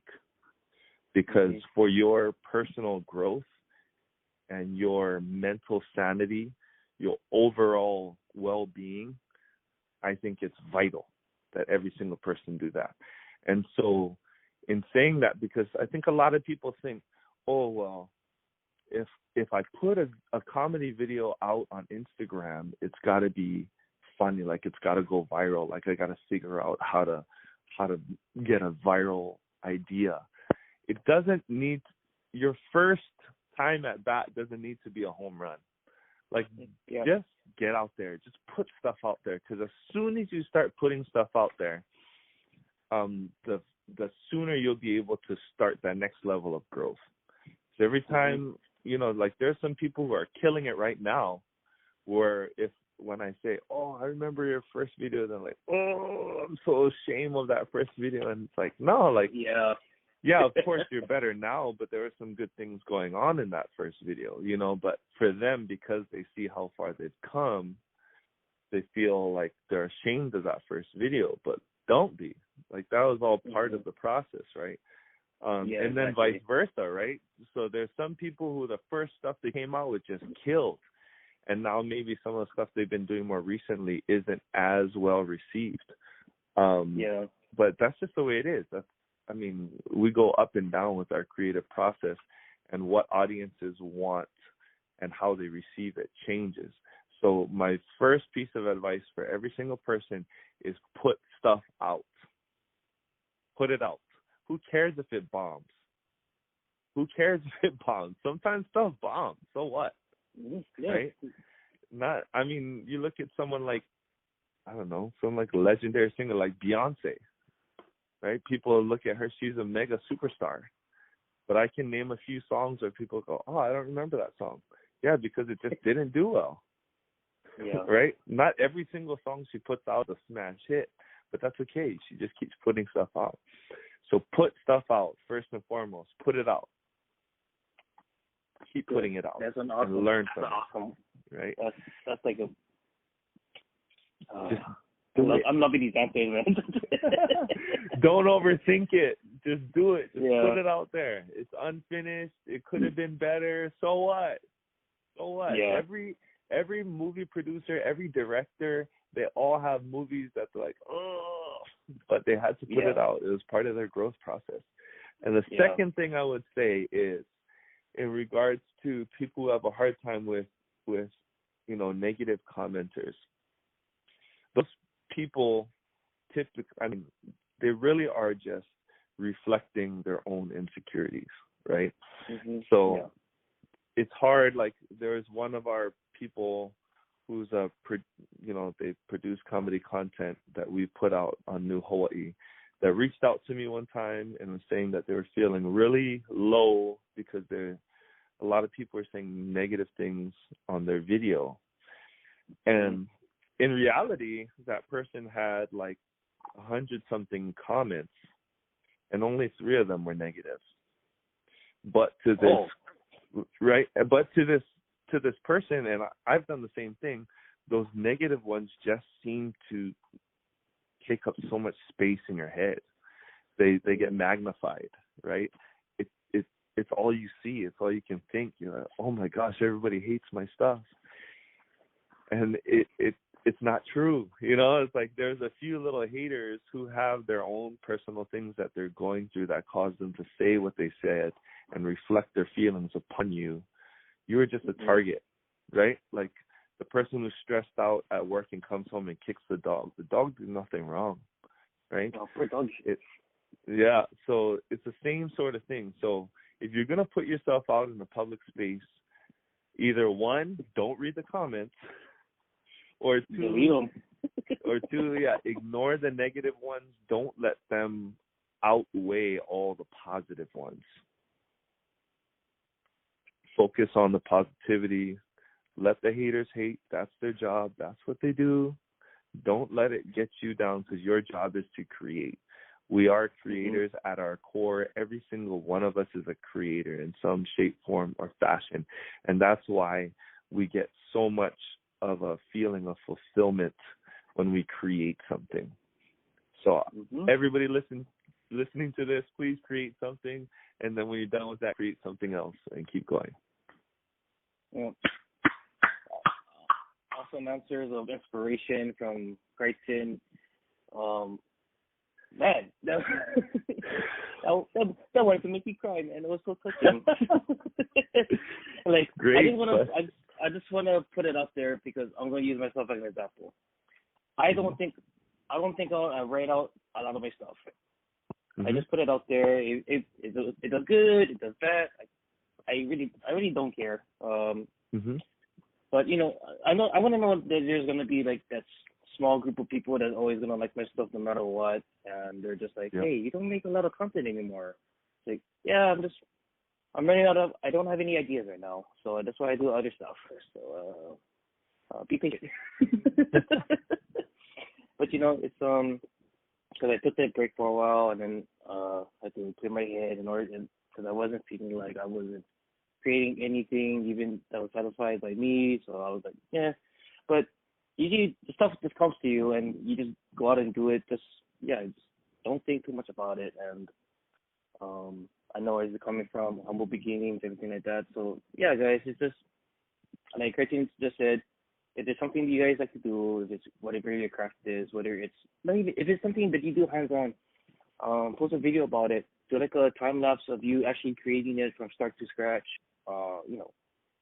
See how it is. People might like that kind of stuff. Nobody knew that everybody was gonna like time lapse drawings or paintings, or nobody knew that. Man.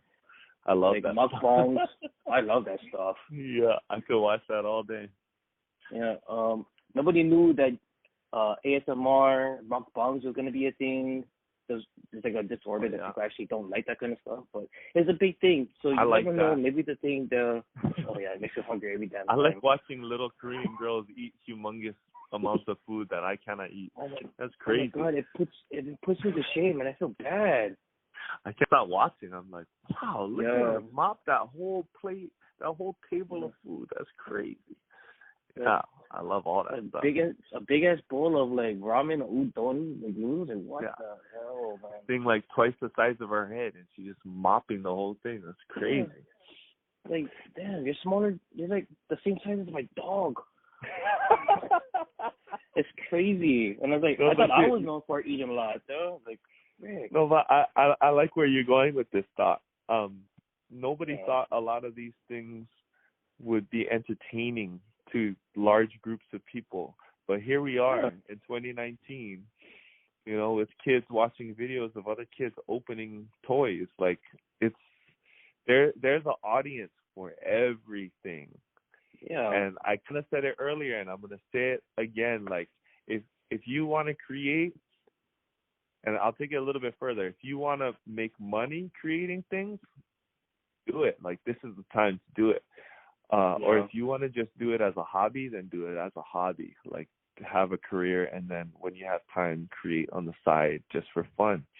But it's that time where you can do anything, and there are audiences of people. Thanks to the internet, we can connect to people all over the world. There's people somewhere who will enjoy what you do, regardless of what it is that you enjoy doing. Exactly. And final words of that, I'm like, thank you, Crichton, for the awesome answers, inspiration for other content creators. You helped me get started and everything like that. So I gotta say, from everybody else listening to this, Crichton helped me build my audience, and I appreciate everything that he's tried to push my content that I've been creating, and he helps bring in my audience for Whack My Olos Wednesdays. Whether people like the topics I talk about or not, but anyway, it helped build. So if you guys really want to build your following, increase your numbers for your likes or comments, whether you do it for fun or you really want to get the attention or anything like that, like Crichton said, just do your stuff, put it out there. You never know. It might take you by surprise, because he took me by surprise. I tell you that. And you didn't know I was gonna message you, huh? No, I was like, who is this? Because I was like, I don't know who this person is until I looked and I was like, oh, I do know who this is. And I was like, oh my God, I follow him. I watch his stuff all the damn time. Oh my God, I'm such an idiot. Wait, why is he talking to me? What did I do? You know, the last thing I want to say is one of the things that brings me the most joy in life is helping other people to reach their goals. So if I see anyone out there making an effort to accomplish something, and I think there's something I can do to help further the efforts, then I'm going to do it. So if anyone listening to this, you have some sort of goal and you think I might be able to help you, just reach out to me. Just DM me, Crichton Uwale. You can find me on Instagram, Facebook, whatever. Reach out to me. Mm-hmm. Most likely, I will make time to help you reach your goal, because I just love spending my time doing that. And people from Hawaii especially, I was born and raised here. I left Hawaii 3 times. All 3 times I came back because this is home. And I strongly believe that we as a people here in Hawaii are super talented, and the whole world wants to see us. They want to know what we are, what we do, how we do it. And so if anyone from Hawaii, you are trying to do something big, then I promise you, even if I don't know you, you don't know me, I'm rooting for you and I want to help you. So let me know. I think about everybody from Hawaii 808, very good. Does his own thing. Please, if you guys aren't following him on Instagram, what is your Instagram? Go ahead. It's just Crichton Uwale. That's CRICHTONUALE. That's my full name, my first and last name, Crichton Uwale. So I'm not hard to find. The only hard thing is how to spell my first name. It's spelled like Crichton, but it's pronounced Crichton. It's weird, but I didn't name myself, so it is what it is. Hey, whatever you give, you gotta make it appreciated, because that's the only thing you got in life. So, if anybody else is interested in getting hold of Crichton, then you guys can also just DM me on Instagram, Hawaiian Blanca.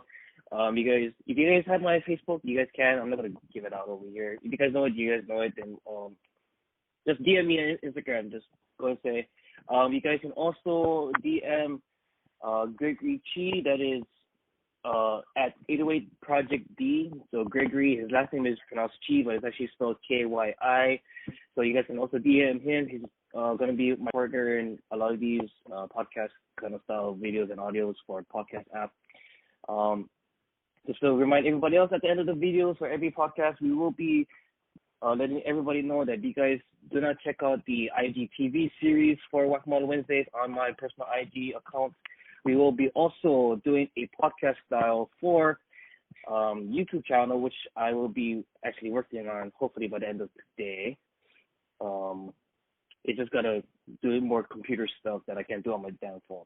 But that's gonna be set up, and also this audio will also be posted on iTunes for the podcast. So everybody has 3 different ways to listen to Whack My Olos Wednesdays, and hopefully we can hear more influential and awesome guests like Crichton in the near future. And with that being said, mahalo, brother, for coming out and giving out your manao on everything about the comedy, sharing a little bit of your life story, and giving out some influential and encouraging words to our other content creators out there. Thank you so much. Hey, mahalo for having me. I really appreciate it. Really excited for your podcast and all of your efforts, Alika. Looking forward to it, and anything I can do to help push it along, let me know. Will do. And with that being said, I am Alika, the Hawaiian Blanca. I spoke all you guys later. Shoots aloha. All right, brother. Well, thank you. I'm gonna edit that later or whatever. But thank you so much for helping me out, man. Oh, thank you. That was fun. Good job. Like, I took time to write out these questions because I was actually hoping Augie T. So I was like, whatever. Oh, you'll get Augie. I guarantee you'll get Augie. Yeah, he saw my messages. I saw it, and he saw it. So I'll give him time. You know, just build it up. Just keep building up your brand. You'll get to the big names, guaranteed. Yeah. So I just reach out to the I client. really wanted just like you mostly. So like. Oh man, that's such an honor. Such an honor for real. I really, really appreciate that. But I think you should go for Kaleo Pilanka and Greg Hammer and all those guys. I think that'll help build you up, and then Bombay Hagi can call you, say, "Hey, I like be on your podcast." One can only hope. Yeah, one can only hope. And don't be surprised. Yeah. Like just keep working. You keep working and building it, then you'll attract the names. Don't chase. Just build and attract. Let them come to you. Okay. Yeah. So that's Okay, yeah. So that's actually the end of it. So thank you again so much. I still gotta go get prepped up and ready because I still gotta go get a hold of Sarah. Okay. All right. Have fun with that. Tell her, Sarah, I said what's up. I will, and I'll let you know when this is going to be. This is probably just going to be its own episode of its own on the podcast, so I have no problem with that at all. Nice. So because I was thinking it was just going to be real simple, like it's going to be like maybe 20 minutes the most, but I was like, let's keep it going. Yeah, I mean, really, if people are enjoying something, they're not going to be watching the clock, right? So just let every interview be whatever length feels right. Keep all the content that you think needs to be in there. Some might be 15 minutes, some might be 45 minutes, but as long as they're entertaining, that's all that matters.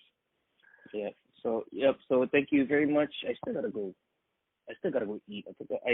There you go. Go eat. Yeah. But thank you again so much, brother. I'll hit you up later. Okay. Take care, Va. Thank you. Okay. Cheers, guys. Okay. Aloha. Aloha.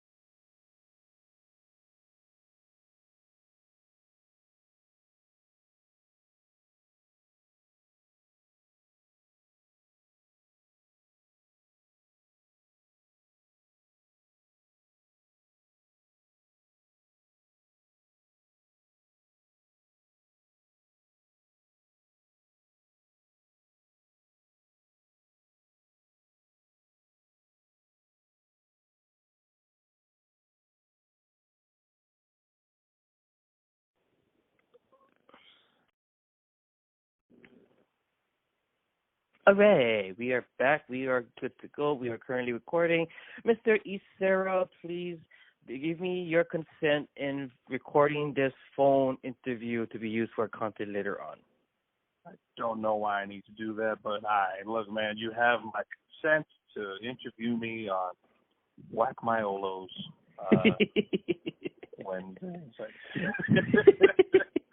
It's better to be on the legal side of things, you know. The legal side. I don't want to come down like 2 days later. Hey, I did not give you consent. Shit.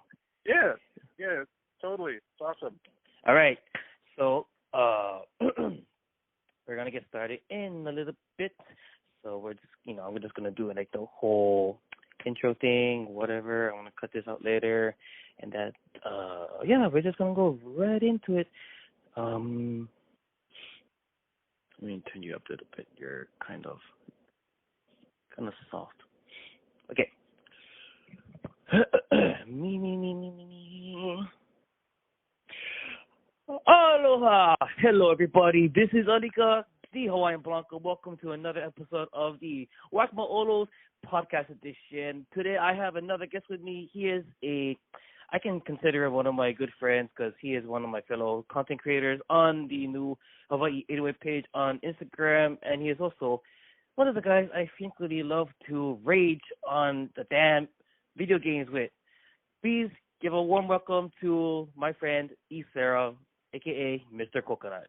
Hello, Mr. Coconut. Thank you for joining me today. How are you doing? I am good. Let me just say, it is an honor to be on this really famous show that you are currently doing right now. Whack My Olos. I watch it every time.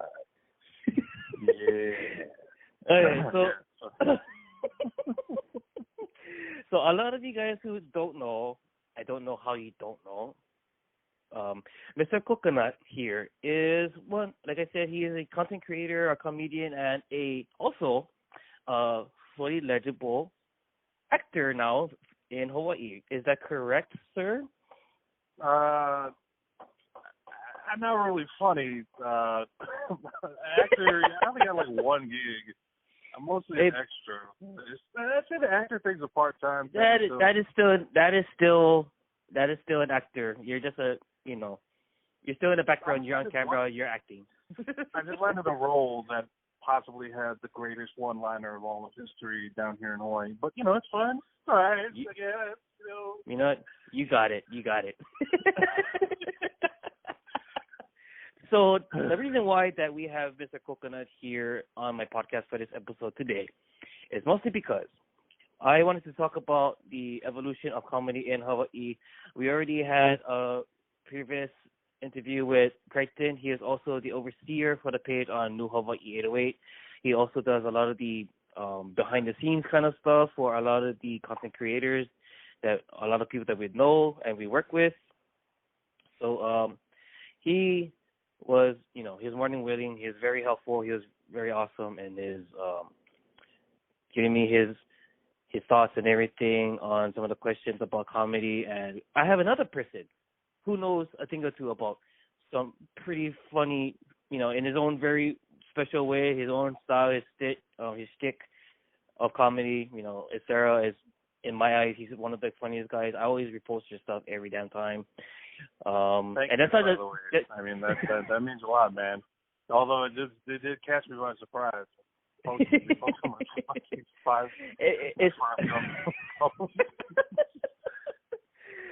was actually it caught me off guard. I saw yours and I was like, okay.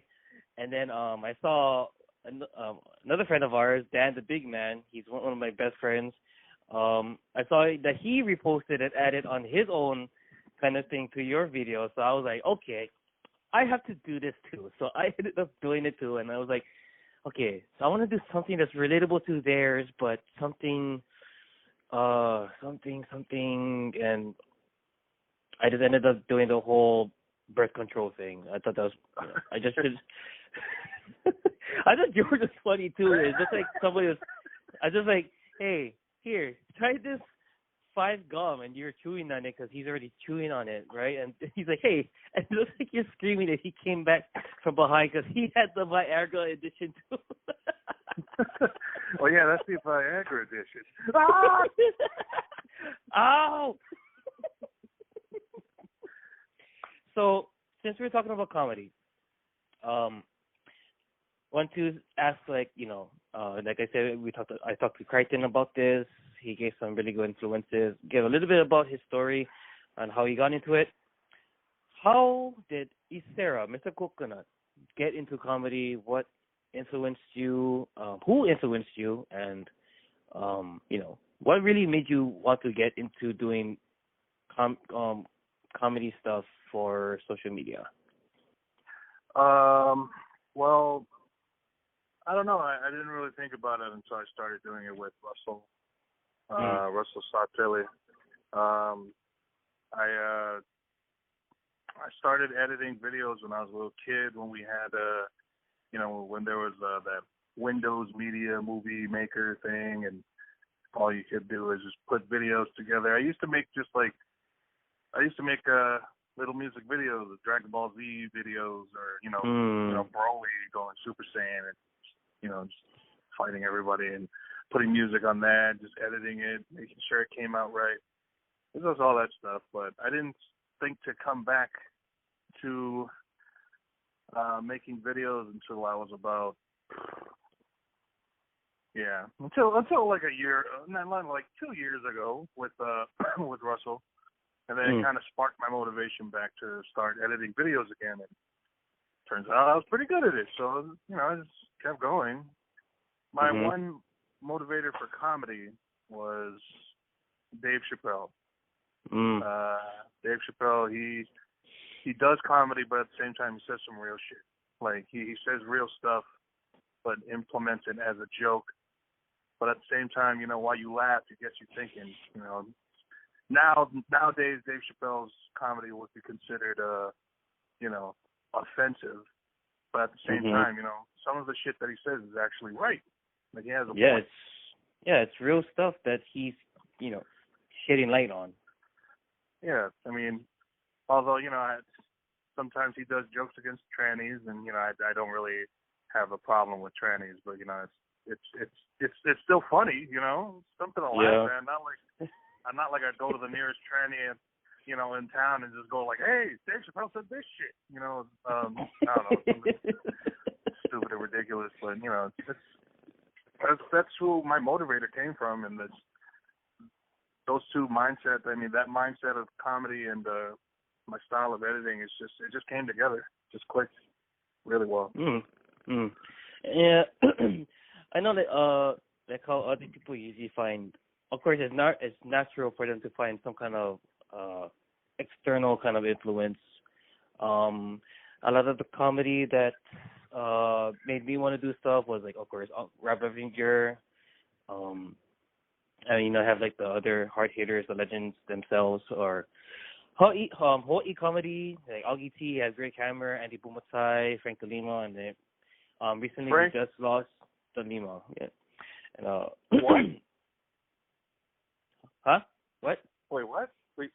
Frank DeLima? No. Wait, what? What about Frank DeLima?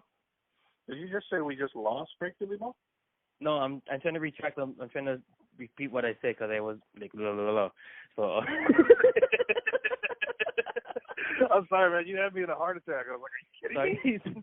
Sorry, I tend to do that. I stop and I repeat because I need to start the beginning of the sentence sometimes. Right. We just recently lost Mel Kabang. He was one of the greatest Hawaii comedians that Hawaii has ever had. Go ahead. Huh? Yeah. I thought you were going to say something. I said, did you say amen or hey man? No, I said amen. I said amen. Oh. Right to that, you know what I'm saying? He was a really good comedian. There's a lot of good local comedians out here that should have branched out, but didn't. They decided to stay here because, you know, their stuff would always be fresh down here. I mean, to be honest, out in the mainland, you know, a lot of jokes tend to get stale, but down here, they find a way to keep jokes fresh down here in Hawaii. Next, we were talking about how Uncle Mel, he did a lot of stuff mostly in bars, and we were hoping that anybody who like anything to post for Uncle Mel's stand-ups or any of his material, whether it's audio, a video or something, if they could just post it on social media, get his stuff out there, that we don't forget his legacy.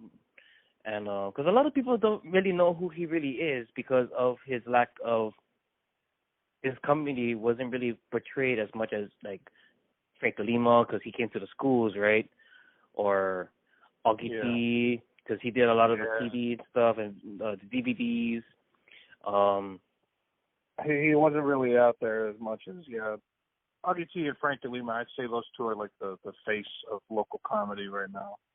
Like not social media wise. I meant stand up comedy. Like those two are the main people to watch when they're performing because they're actually really hilarious. Yeah, and it's like how Christian was just saying that that it was just different, and then nowadays he was just thinking that some of these old guys just if you see content out there, just put it out there because that's what Uncle Raps did. He did a lot of this stuff. You see his stuff everywhere, right? Auntie Mirialani's cooking show, the room service, Faith Yanagi, a lot of his the soda test, the soda A or soda X, right? It's just because it was a lot of stuff that he did was just put out there.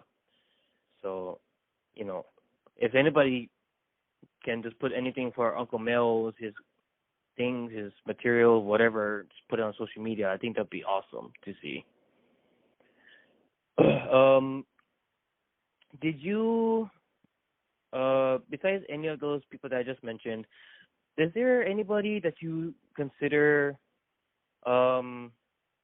is like when it comes to stand-up comedians? Do you think there's anybody that you know off the top of your head that's like underrated or that you think isn't getting as much attention as you think? Comedy as like stand-up wise, or just like any type of comedy? Oh, if it's like mostly stand-up, but if it's like anybody you can name in general that you think is underrated, then yeah. Well, that's I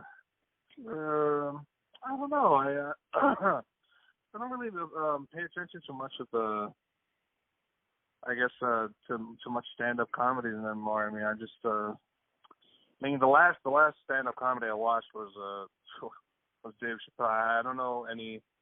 I don't know really any stand-up comedians now down here in Hawaii. I mean, that'd be cool if I could see somebody do something, or if somebody could introduce me to any stand-up comedians out there in Hawaii. I mean, I'd definitely love to go. You know, perhaps give me a motivation or spark an idea for a video. Could be hilarious. You and I should go to open mic one night. Huh? You and I should go to like an open mic one night and check out like a stand-up show, or actually go up there one night. We should go. No.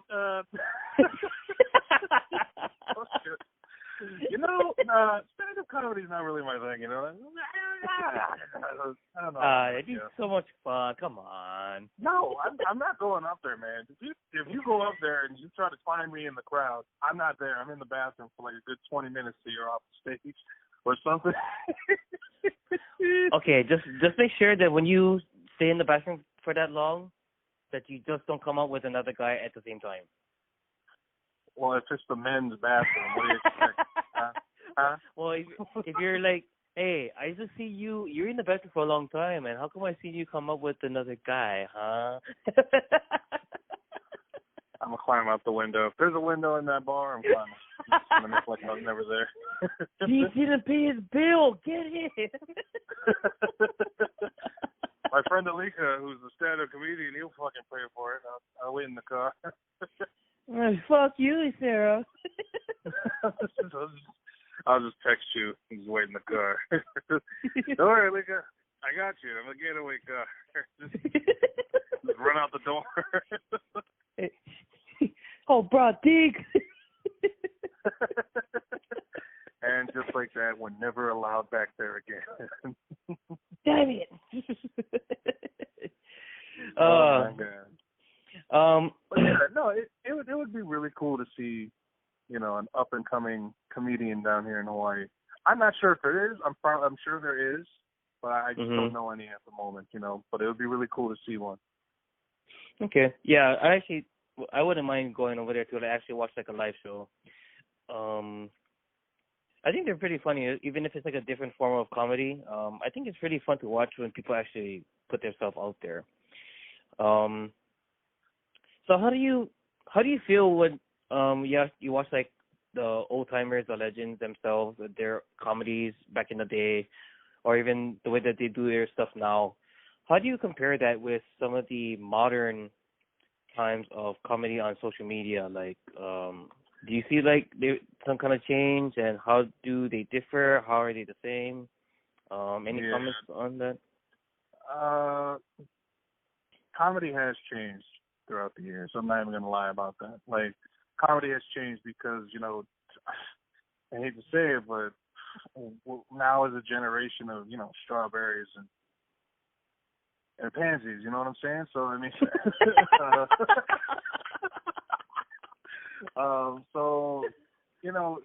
I'd say comedy has changed throughout the years.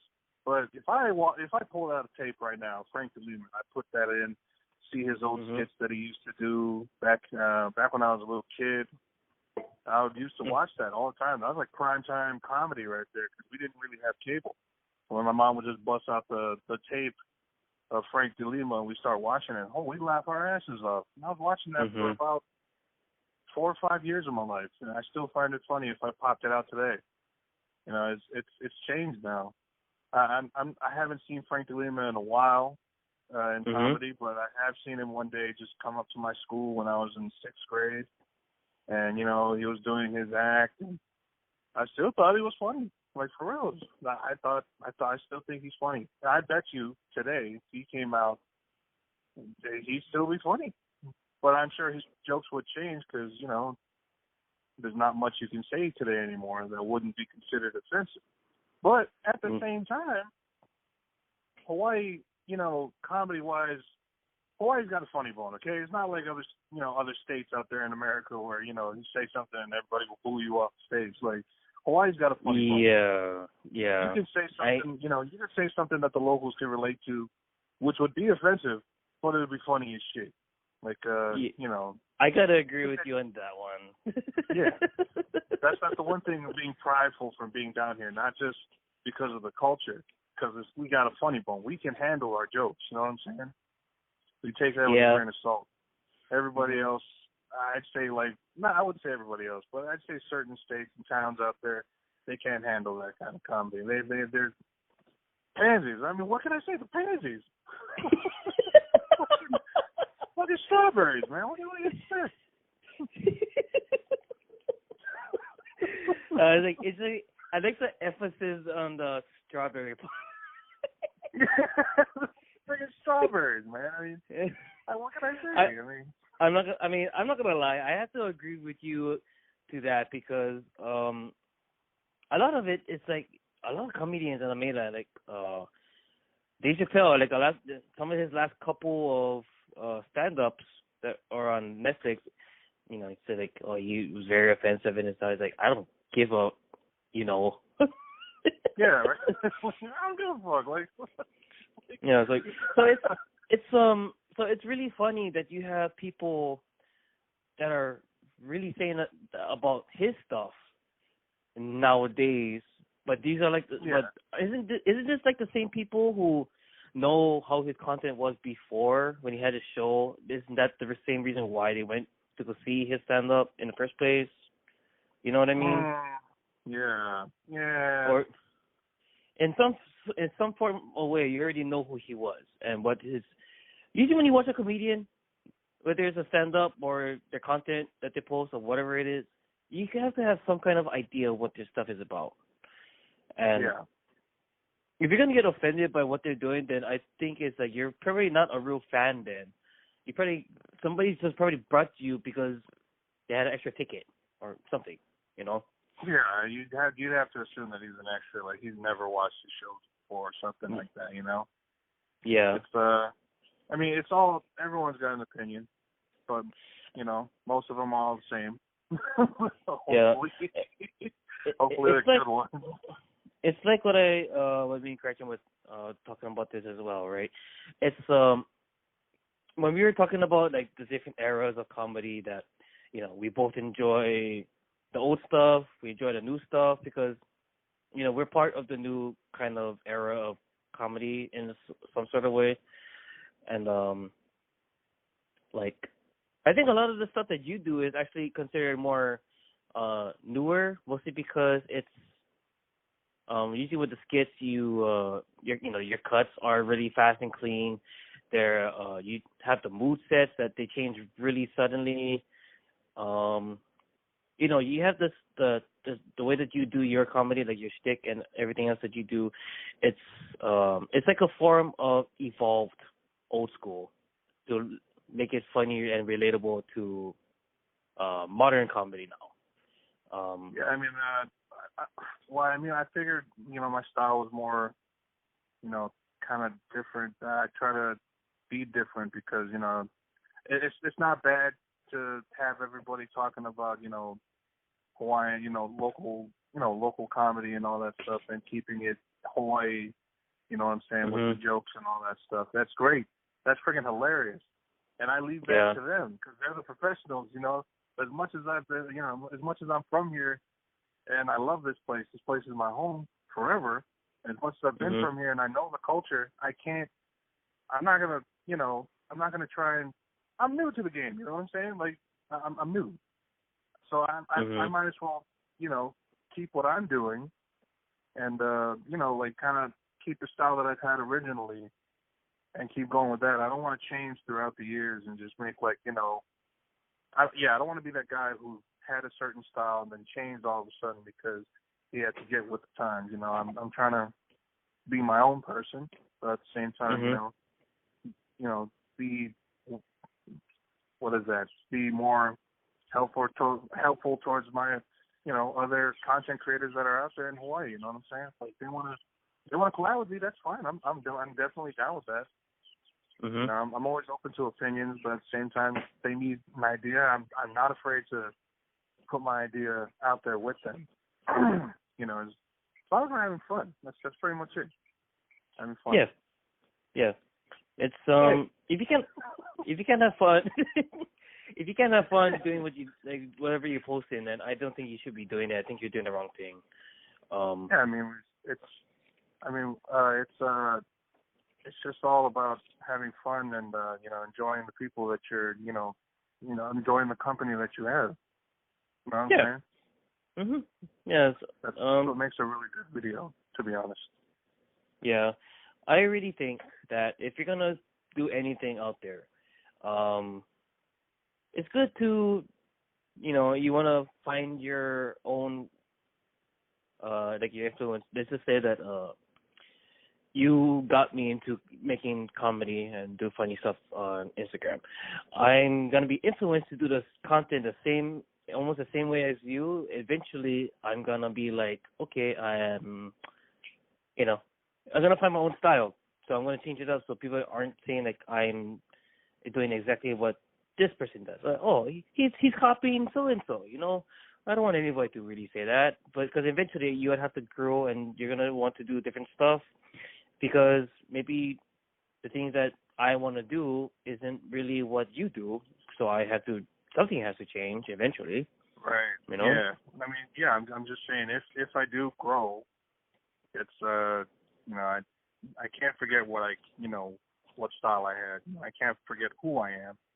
If that's the thing, you know, if that's what a lot of people. Yeah. If I'm to grow in this whole thing, I just can't forget what I came from. You know, what style I had before, because that's what built me up. That's my foundation right there. So, you know. Yeah. And I think your style is one of the funniest that I actually see. I mean, there's other funny stuff out there, but you know, it's not like not gonna say this, but it's one of it's it's one of the actual. It's just one of. It's actually just one of the. You're one of the content creators that I actually follow. That I'm actually really, really looking forward to seeing what you're gonna do next for, you know, whatever it is. Because I think I think we have the same kind of style of comedy, and our materials are usually kind of the same. I think you have better reactions and better facial expressions than I do. But basically, I think me and you kind of have like some of the same stuff. Yeah, it's just you know, breaking out of your shell when you're with other people. You know, if you're too, you know, hidden and you don't show your true form of expression in front of the camera, it's not gonna look good. You gotta like explode, like friggin' break out. You know, be you know, just have fun. That's what it is. You know.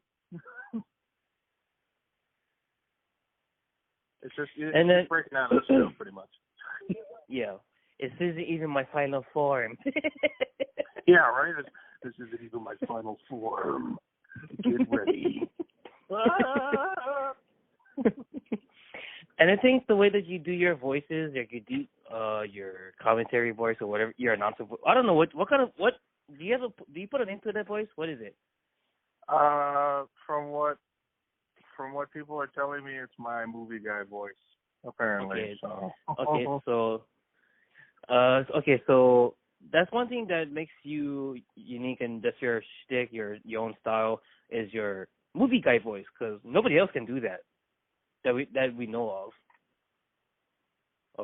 I don't think so. Yeah, right? I don't know anybody else that can do that. Actually, I was hoping I had somebody in my head, like, oh wait, but there's this guy, but no, I lied.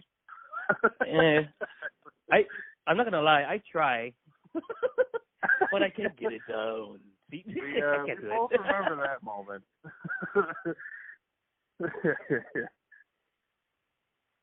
Yeah, so it's like, I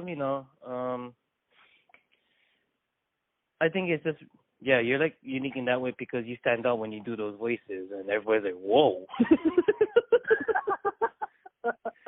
It's like, where the hell did that come from? It's like where did that come from? It's like, coming out soon. Sometimes it just comes out at will. All that stuff, Sometimes I sound like this, and then, the next day when I wake up in the morning all groggy, it just sounds like this. One man. One man.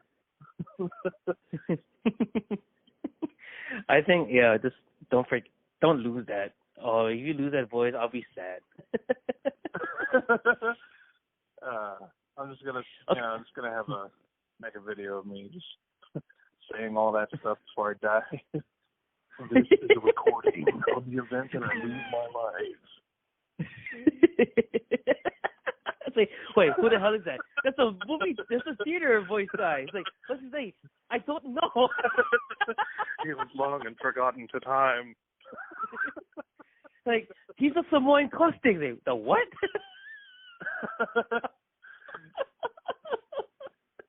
The one thing I'm trying to get down is accents. And the one person I know who can do a mean-ass accent is Kulani. Or Cutlass.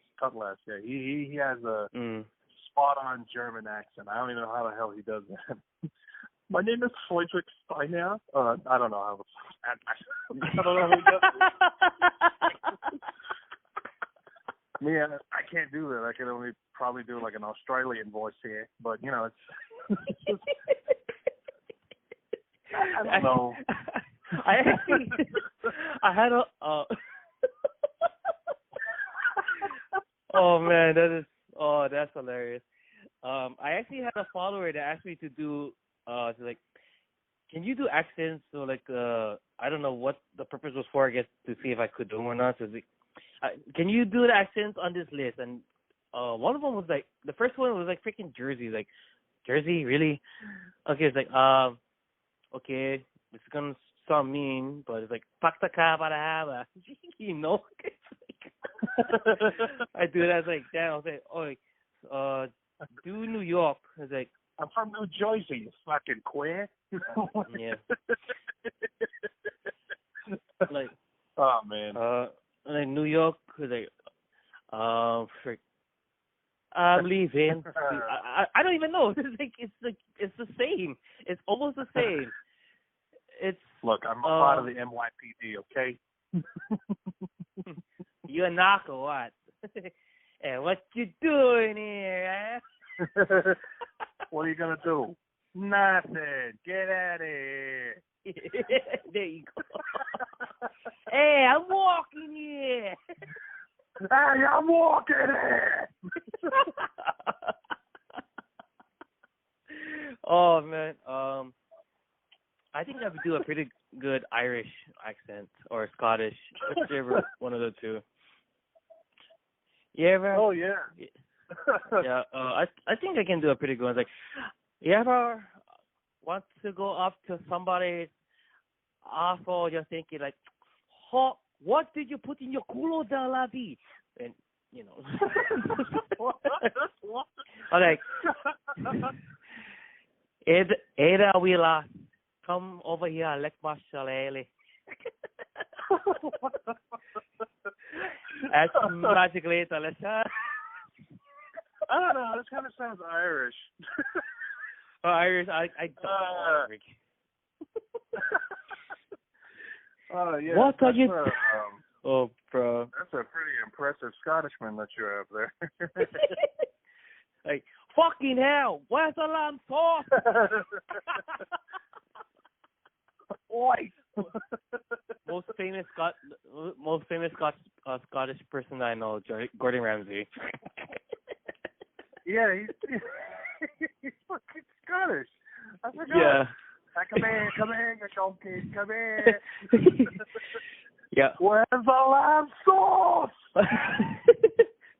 It's Roll! Roll! Ah, Shit! disgusting. Fucking shit! Have you given up? How dare you come into my office, you fucking donkey! Did you look like there was like this one post that we're like fucking excuse the questions already. This was a TikTok story. Wait, what? I don't know. I'm just having fun talking story right now. So there was this. So since we were like going to like Scottish and British accents, there was this post about British accents, like pickup lines, like what would the British person say in this situation if they were having sex? And hold on, I gotta pull this up real fast because some of them were hilarious. God, if I don't know where this is, I can't find it. I'll be so sad.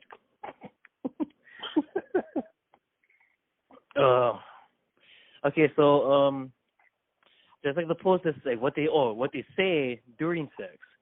So it's like, yes, splendid. Indeed.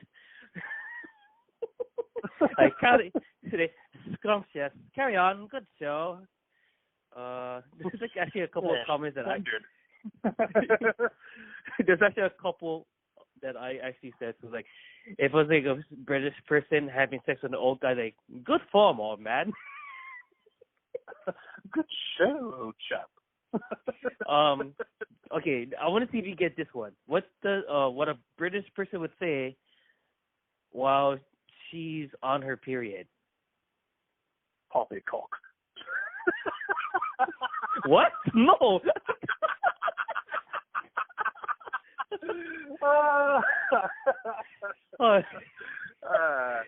It's bloody hell. I'm sorry,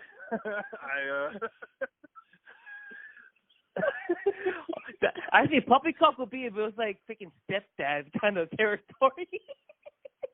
I mean, I figured he wasn't afraid of, a period, so he just poppycock. Give me that vagina. Something like that.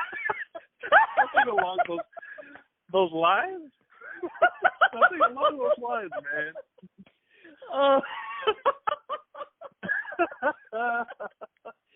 Oh, shoot. Poppycock, presents your vagina. Snap. Oh my god.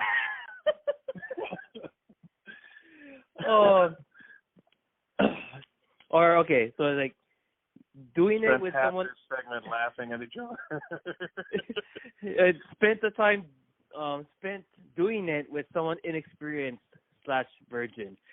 What were you fucking doing, you fucking wanker? Oh, that's what they say? That's what I said. Wow, what the hell? Oh, how about this one? Twisting the pubic hair. Bollocks. Ew. You know, ball locks. I heard that the first time. Oh my god! Don't even. Oh god! Whoa! That just got me thinking about my pubes. God forbid they get twisted. Bullocks.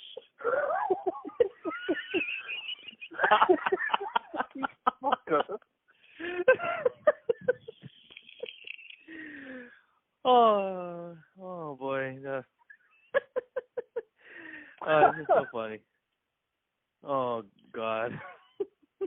Quite a saucy show you have.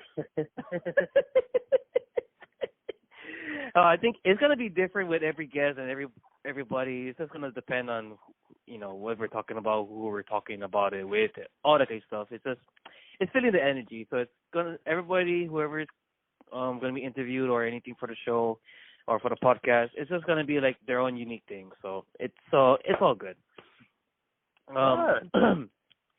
So go back to these questions.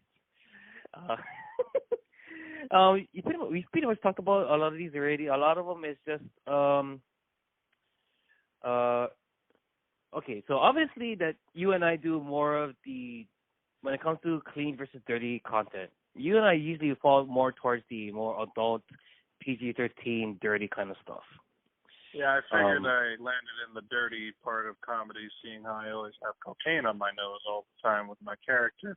Which is pretty fucking terrible. I'm seriously, I swear I try not to use it, but it's like it just keeps coming back. Like it's literally like a drug that I can't fucking shake off half the time because it's like use it's the the force. feeling, bitch. What? Use the force? Like I'm coming to myself in like a Jedi robe and cocaine on my nose, like use the force, Luke. I'm not Luke. So it's like since you and I usually fall more in the dirty kind of side of things in comedy. Yeah. What do you think about, like, is there much of a difference between clean content and dirty content, or is it just more like is it just more subjective and it's just more a personal relation of whatever the content is about? Yeah. It's more subjective, but in my opinion, I see a clear difference in between the clean and the dirty sides of the comedy of social media wise on Instagram. Like for instance, there's a good friend of mine. What's his name? Your boy Lons. It's my friend Lons. He's another content creator, and by far his content is super clean. Like he does clean, like just clean posts, videos, and it still comes out funny. It still makes me laugh. I mean, so he's very clean when it comes to those type of comedies, and it still comes out funny. Well, another one, Aloha Chalet, I think. Yeah, Aloha Chalet. She's also clean cut when it comes to the comedy side of her Instagram, and yeah, it comes out funny. Clean comedy can always come out funny. It's just the way you put it out. Yeah, I think it's she does a lot of goofy stuff, but it's she has her own stuff, and I think it's funny. There's like a lot of people that I say it's more on the goofy side, of comedy, which is still hilarious because she's freaking hilarious. Yeah. Yeah, it's really nice to see when it comes to females doing comedy stuff. It's nice to see that they can be goofy, like Passion. Like Passion does like a lot of goofy stuff. It's not really particularly clean or dirty. It's just like it's just more neutral. It's in between, yeah. Because she doesn't really curse. She doesn't really do a lot of She did some stuff that was kind of considered dirty, but not back in the Vine days for 808 Vines. But I was like, kind of. But a lot of her stuff is just mostly neutral. It's just more silly than anything, but it suits her at all. I don't know anybody. I don't know. I know there's like some people who put stuff out there that could be clean, but I don't find as funny. But it's not because it's clean, though. I think it's just because maybe it's just the content that they put out that is. Yeah. I don't know. Yeah, you're right. But there's also some dirty stuff out there that I don't find funny either. And I do dirty comedy. I think it's just whatever it's talking about. I just don't find it funny at all, or it's like violently funny or something. There are some content creators who do dirty comedy, and it's like I think they need to find something else to do, with their time or something. It's just some of them. I don't know. I forget their names already just by, watching their stuff. They're just like, oh, next. Sorry, man. Yeah. The thing that I don't really like at all, whether it's clean or dirty, is like is when there's like a lot of stuff that the kids do nowadays that they're pulling pranks or it's pretty much trying to I don't know if you've seen as one of those pranks that they're asking a friend to like hold their hands together, and then like they're gonna hold them up or something, run into their hands, and they grab their friend's head and start like grabbing their head, but they're both area. They're giving them head or something. yeah. Those pranks. They're funny to be watched at, but I'm sorry if you do that shit to me. I'm running the dirtiest hands with you. You know, like it's a bit funny to me. A lot of them are just kind of like, ooh, why would you do that? You know, some of them are just like, that's hilarious. But you know, most of them are just like, why would you do that? Who's doing this thing? Who's telling these kids what to do? Like, Yeah, I know there's some stuff that I do find funny that I actually do like laugh at, but like that one for example, I find that it's like that's really that's stupid. That's not only stupid. That's pretty gay. If you think about it. It's kind of like a quick way to get likes by doing stupid pranks, you know, it's like getting attention. Like, yeah. It's a quick way to get attention, but it's like, come on, man, is that really worth your health? I mean. Yeah, I mean, I like usually when it comes to making content. This is where like me, I was actually creating a lot of the stuff when it comes to like younger people trying to get into content creating. It's when it's a lot of stuff that they want to do, that they want to try to make it like a regular thing as a hobby, not just like just make one video and then like, oh, hopefully I do super good, it goes viral. But that's the only thing that they do that's funny. So they get all these followers and anything like that, but they're not really content creators. So if there's anybody like that, what would you say to like if it's somebody who does one video and it goes viral and they don't do anything else, or like is it just somebody else waiting for a break who constantly makes content but doesn't get the views that they actually look for or anything like that? What would be what would I say to them for like advice or something, or advice, like if they're just starting out, just say that they just want to do something, they're just starting out and they're hoping to put content out there and they're scared of the criticize, hate comments, anything like that to put down. What is something that you could say to those guys, to those kids, whoever they are, to encourage them to just keep at it with making content? Any encouraging words? Well, I mean, I'd be surprised if I did have anyone looking up to me when it comes to content creating, because I'm just starting out.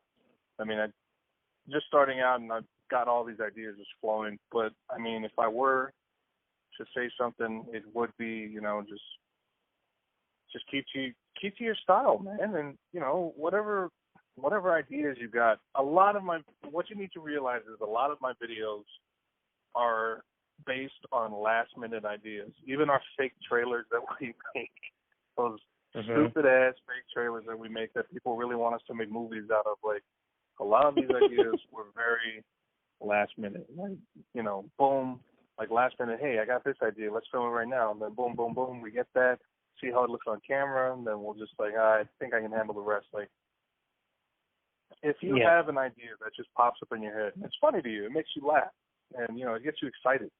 That, you know, that gut feeling that gets you excited and makes you laugh, just go ahead and film it, you know? Film that idea, make it come to life. And take that chance of posting it. You'll never know. People will find you funny, you know? Some people will find you funny. And there's not everyone's going to like you. That's the bottom line of content creating. You're going to have people who's going to be like, oh, that was so funny, I forgot to laugh. Fucking kill yourself. But, you know, it's fucking... Oh, yeah. Jeez. There's always going to be those negative Nancy's out there. But, you know, don't let that stop you. Just keep going. Keep going. Just, if you have an idea in your head, make that a reality. Just make it to the best of your ability. Somebody will find that as gold. Yeah. That's you never all know. I got to say. Yeah, that's the thing. You never know. So somebody's going to find that as gold one day, you know? It could be anybody, you know? So just keep doing what you're doing. You know, do you. Don't worry about what they're looking at. I mean, they find it funny, they'll say something. Yeah. And, yeah, just to add on more to that, it's, to just really wrap up that last statement is... like any negative comments, just take it as a grain of salt, to be honest. I mean, just what would you say, like just take it as you're not even funny. Yeah. Well, not just, like even that. if it's not. Those assholes can go and die, because they're not funny in the fucking first place. Yeah, I meant like people who have negative comments, like, oh, you could have done this better, something like that. Take that as constructive criticism. I mean, I've gotten that in my like when I first started letting out videos on my own. I mean, it's just be open to criticism and just do your best. That's all anyone can ask for. If you really love doing this type of stuff, like content creating, making other people laugh, then that's what you should just go on. Just do your thing. Keep going. Yeah. So, a lot of my stuff that I do is usually on the spot too. So it's like I don't think too hard about it or what I want to put up. Otherwise, I'd be putting up everything. Like, I tell you to post all the time. You think it's stupid.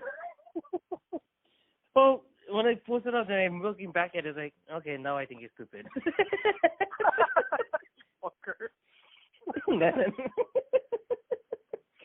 But it's just that even for making my own content, I'm just trying to just put myself out there, and it's not expecting to get the attention. It's making people laugh, making people feel good, because I know there's people that follow me that actually like my stuff no matter what I post, and they are entertained, they like it, and they double tap it, they comment, and they just like ha ha ha or whatever. They tag their friends, whatever they want to do with it. I'm entertaining people, so I just keep going. If people want to say stupid things about my content, then I usually just either like fuck you or whatever. Yeah. I don't know what else to really. I don't know how else to really put it. It's people say don't show your hate towards people who give you hate, but it's like just if you don't care enough about your content to really let a nobody on social media really put you down, it's like, why are you listening to these people in the first place? You're never gonna meet them. They probably don't. They already say they don't like you and they don't even know you. There's probably nobody that you're ever gonna see or hear from in your life ever, unless you go do the hacker thing and you find them and you go beat the hell out of their house or something. But it's nobody important, and you shouldn't really be giving them your, don't put them out that pedestal that they have this importance enough to put you down for whatever they're saying. Listen to the content creators that you look up to. Listen to, like, Coconut has, like, he's reaching over 50 something followers right now. I'm pushing 1,800. We're small micro. I feel like I'm a micro influencer right now. I'm not big, but I'm not small either. I may be more famous. I may have more followers than Alika, but he's more famous. Trust me, he's famous by a fucking wide mile margin of fame. So it's very good to be on this show finally. After all this time, I've been asking him, "Hey, Alika, can I be on your show?" And he'd be like, "No, fuck you, you're not famous, sir." And then I'd be like, I did not. I ain't that serious. Please come and save my show.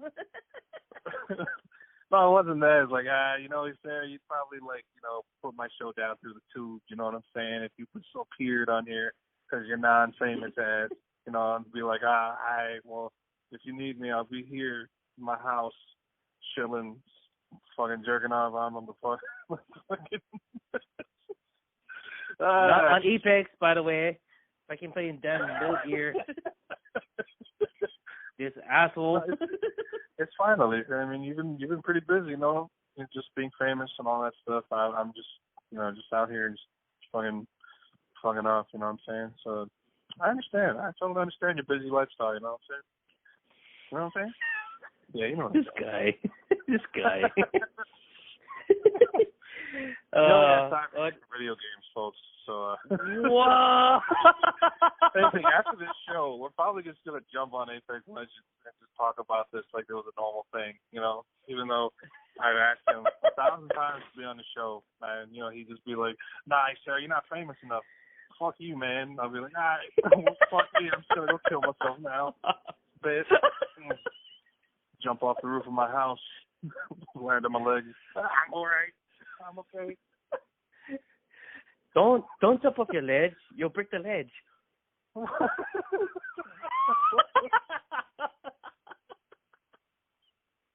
Said I landed on my legs. You jerk. This is how much you don't pay attention to me. I just assumed you're gonna break the ledge that you're gonna jump off from. Yeah, no. Jump off the ledge and land on my feet. Oh, conveniently I have gout, so you know I just shit, my legs. Hey, good news, I got rid of my gout. Bad news, I have no feet. Yeah, right. Good news is I got rid of the gout. Bad news is my fucking legs are broken. Say goodbye to those fake trailers. One man, no legs, short for life. Fucking in the same position in front of my garage for like 3 days. I noticed nobody helped me yet. Anyone gonna bring me in the house? You just standing the same place that you fell from. Yeah, right. Like my entire I'm pretty family hungry. would notice me jumping off the roof of the house, but they wouldn't do a damn thing about it. They just leave me in the driveway, just like I know you guys are cooking up something to save my life. Ay nako. Oh, like what Jimmy would say, kalofai. Yeah, right. Kalofai. Oh man. Okay, to wrap things up, tell everybody how they can get a hold of you if they want to watch your content. Give yourself a plug. Where can people find you? On Instagram. Well, tell them your Instagram. Find me on Instagram. My name is Mr. Coconut. Mr. Coconut. Pretty sure it's the easiest fucking thing to find on Instagram. If you can't find it, I'm sorry, man. You just gotta comment and ask at least where to find me, because I just gave you the keys to the garage practically. Where and when you find those keys, just let me know. I'm still out here, by the way. Yeah, I mean, I'm not used to shouting myself out on your show because, you know, you're super fucking famous and all, and I'm just a fucking holy peasant. So, you know, I'm just like, hey, follow this fucking bum over here.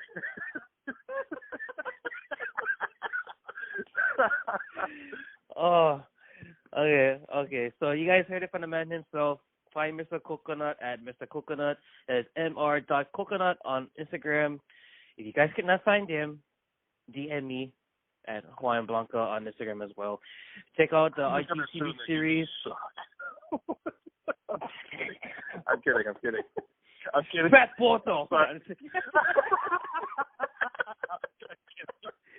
Please remember to check out the IGTV series, Whack My Olos Wednesdays, every Wednesday. We will also be recording the podcast video style for YouTube channel that will be going up hopefully by tomorrow. And actually, the recording date of this was, what is today? It is the January 8th. I forgot what the date was. No, stupid. The feature episode will be posted by January 8th. Not recording date is the 7th. We will be posting by the 8th on IGTV and on YouTube. To be announced when we will be putting out this audio and this session between me and Mr. Coconut himself will be posted on iTunes for the podcast later on at a to be announced dates. Without further ado, thank you, Mr. Coconut, my friend Isera, for coming out to, spend some time with me, talk story, ask some questions, just, spend half an hour mostly of this whole damn thing just laughing our asses off. So thank you very much. Thank you for listening to this lowly cousin tell a story about how much I wanted to be on this damn show. Thank you for hearing my sorrows.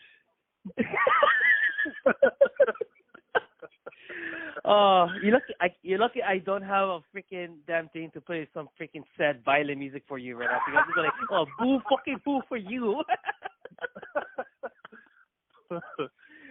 But anyways, thank you so much, bro. I really appreciate it for you spending some time with me today.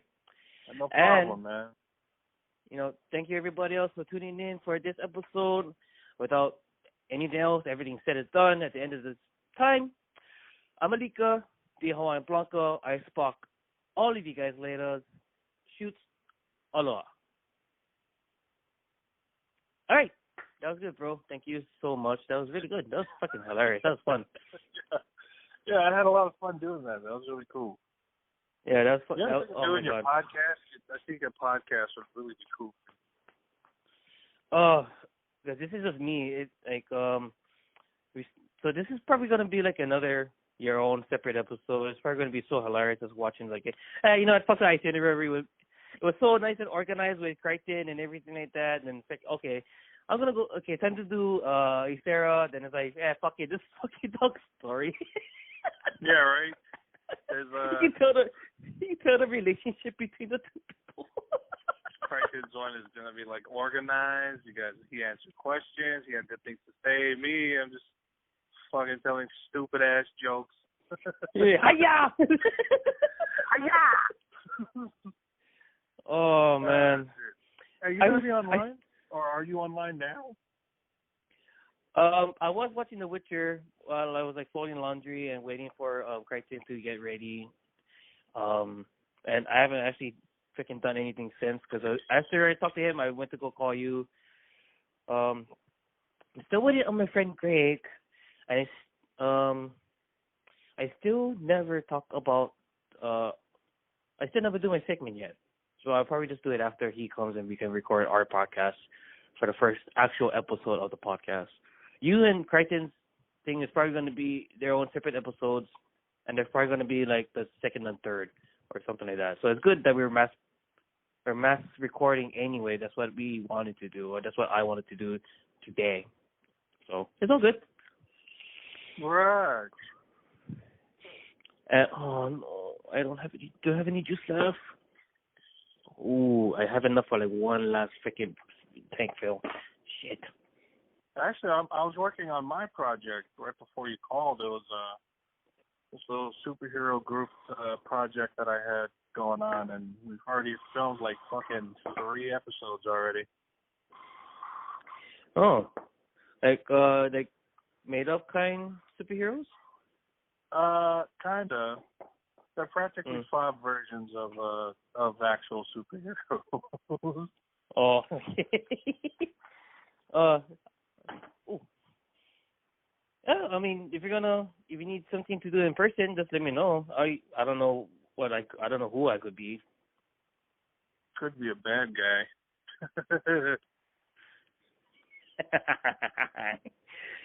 It's like, actually, I mentioned you to my friend Ned, because he's the one who does the special effects, and after he does that, he sends the video to me so I can put it together, and with the music and all that stuff and the editing.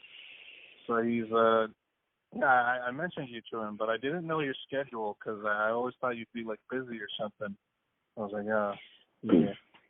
But good thing is you do live next to him, because he lives in Waianae as well.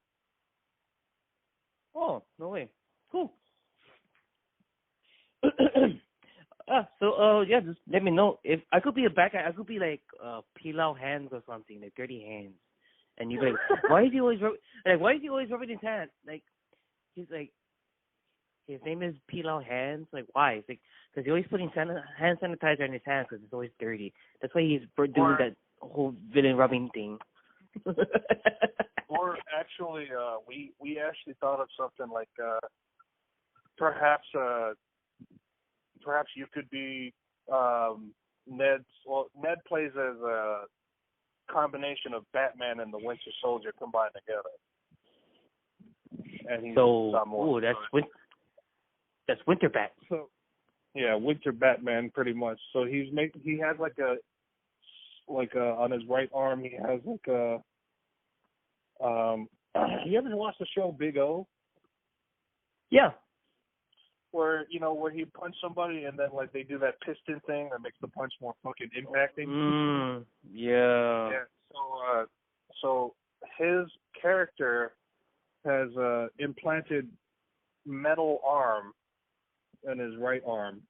So it's human on the outside, but it's like Terminator-ish on the inside. So I was gonna make like you were, his arm's creator, like you found him and saved him, or something like that. You know what I'm saying? And you gave him that right arm, and he turned into a hero. And he comes to visit you once in a while for upgrades on his arm or his tech. Oh, that'd be cool. I never thought of me being a smart guy. Huh? I never thought of me playing like a smart character. You're like a nitty and gritty. You seem nitty and gritty. Like you wouldn't seem intelligent, but then when you're talking about the tech, and that's when we realize, holy shit, this guy's smart. Like you're just nitty and gritty. Yeah. Like you look like you work as a blacksmith the entire time. Like you work on cars a lot. I've been working on cars. What you like? Hey, bro, no tell me you and use. Don't tell me you damage your arm again, boy. Hey, bro, what I told you, stop using your fucking arm or jack off like that. It wasn't for that purpose. But yeah, no. I'm making a trailer out of all those episodes that we made, and just to show people what's been going on, and just to show people and get them interested. Okay, sounds fun. Yeah, it's actually it's pretty fucking fun actually. It's hilarious. Well, I wouldn't say hilarious. I mean the action's badass too. I mean shit. Yeah. I don't know. You guys will see later on today when I post it. Yeah. Well, yeah, man. When you jump online, send me an invite, and I'll totally join you. Okay, sounds good. I will. All right, bro. Thanks for having me on your show. Oh, thank you for coming out last minute. Yeah, no problem, man. Anything to help you out. All right, I'll shoot you up a text if I go back online. I still gotta wait for my friend to show up. Raj. All right, bro. Shoots.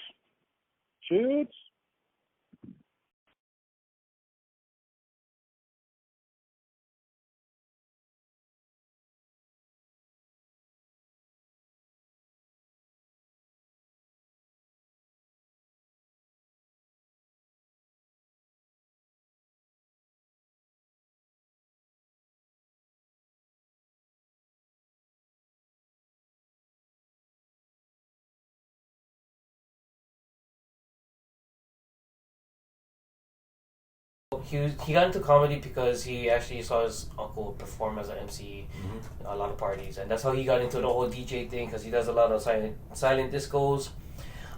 If you guys want to hit him up, hit up at Crichton Uwale on Instagram. He's so easy to find. You guys cannot miss him. Okay, he does a lot of the silent discos, and then he's more of the behind the scenes. He does that? Yeah. Nice. Yeah, it's pretty cool. I actually want to go to one of those things. I just want to crash a party and say, hey. this jam. Yeah, that's like. Yeah, disco, good. I love that movie. Freaking, you don't mess with this one. Okay, so he was telling me about how we got into comedy, the evolution of like two eras, old school, and then there's like new school, modern, and what is, how you feel about clean versus dirty, and talking about the legacy of Melka Bank, because unfortunately we recently lost a legend in the legacy Rest of. In love. One of the oldest and most funniest. I think one of the original Hawaiian kings of comedy. Yeah, because when you talk about the Na'ali'i of Hawaii, which is the kings of comedy for Hawaii, Belko Bang was one. Then you got Augie T, you got Greg Hammer, you have Frank DeLima, Andy Bumatai. There's a lot of people, But those were the are like main ones. Yeah, those are like the top 5 guys that everybody here. Everybody might think too. Also, Bulaia would be an honorable mention as well. You know, I would say honorable mention. I think mostly it's just because majority of out of all those 5 guys, the thing that differentiates them from the rest of the comedians in Hawaii is that they did stand up. Yeah. So of course, Augie T is known for his stand up. He's actually the youngest of the 5 kings of comedy, isn't he? Yeah. So Frank De Lima, he did a lot of stand-ups too. He did a lot for bars and gigs. Melko Bang was mostly known for his stuff in bars. Yeah. It's just that a lot of us just didn't know what he really did because we were too young to go inside. Yeah.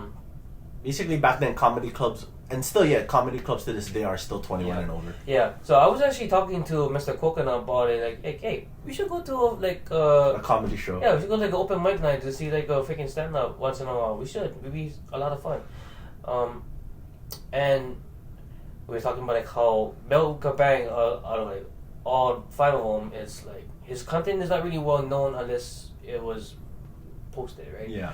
But it's mostly because he wasn't a TV comedian, basically. Yeah, he was just mostly, wherever he was, that's where he was. Yeah. So we try to make it out, and then we're gonna put it out in here and in here.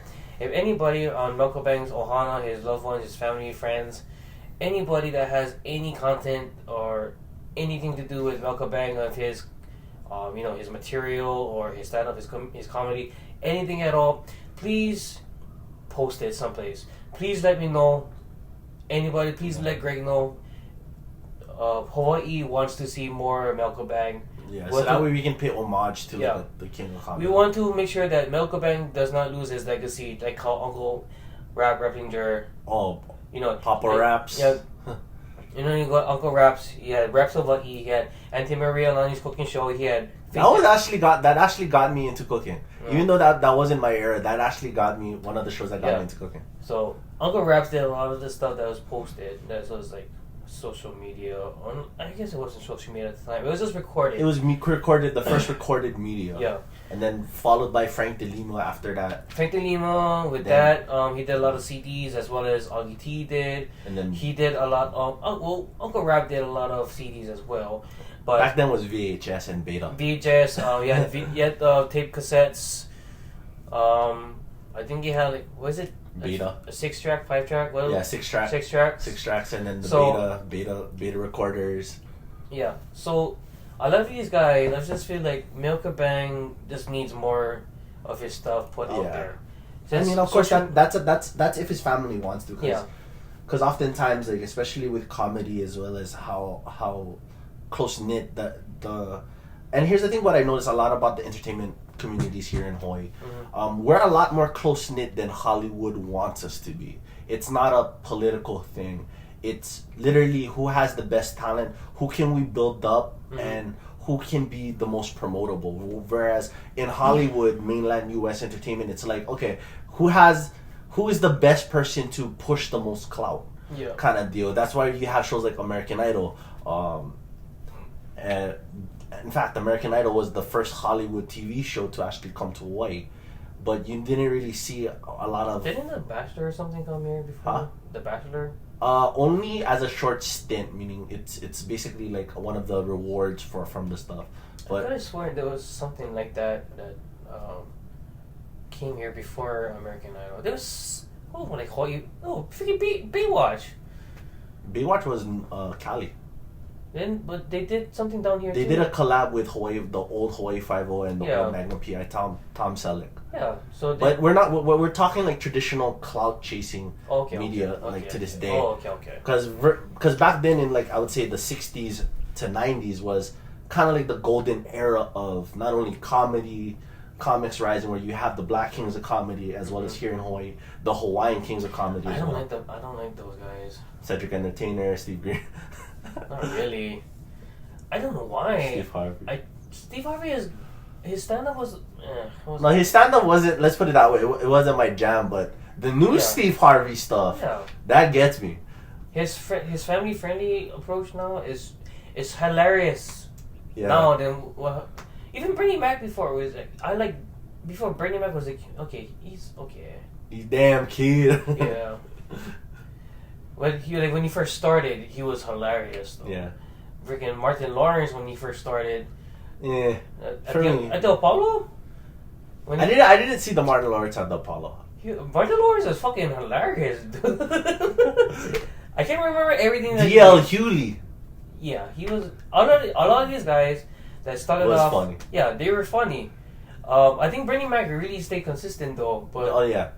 Basically, if you were to up until his passing and everything, which is also very sad. But I mean, we wanna pay tribute to Milka Bang himself.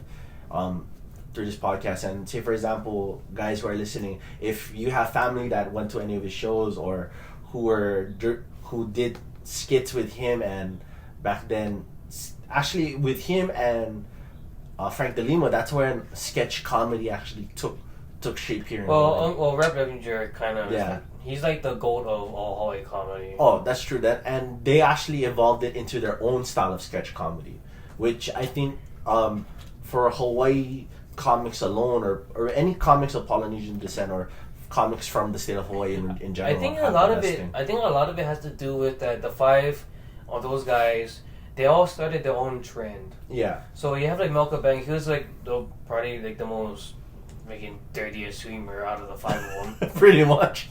I know he had a lot of swearing and everything like that, but he did music with his comedy, yeah. Because he was a musician for a long time, and then really? Yeah. So he played guitar.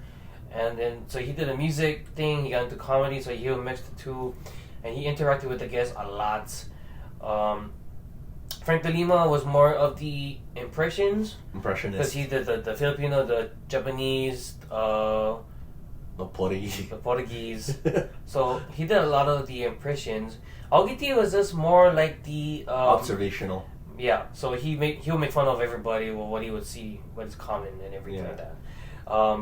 Greg Hammer was kind of like a mix. He was like, he kind of did some of the dress up part, cross-dressing, kind of like role that. playing.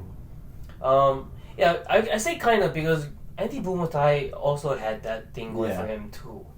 But the only thing is, I think Andy Bumatai and Greg Hammer were kind of similar. Is that they would actually, for their skits anyway, they would dress up. Yeah. I remember Augie T until he did his own little show thing. That's when he started doing like the more skits part, dressing over and everything like that.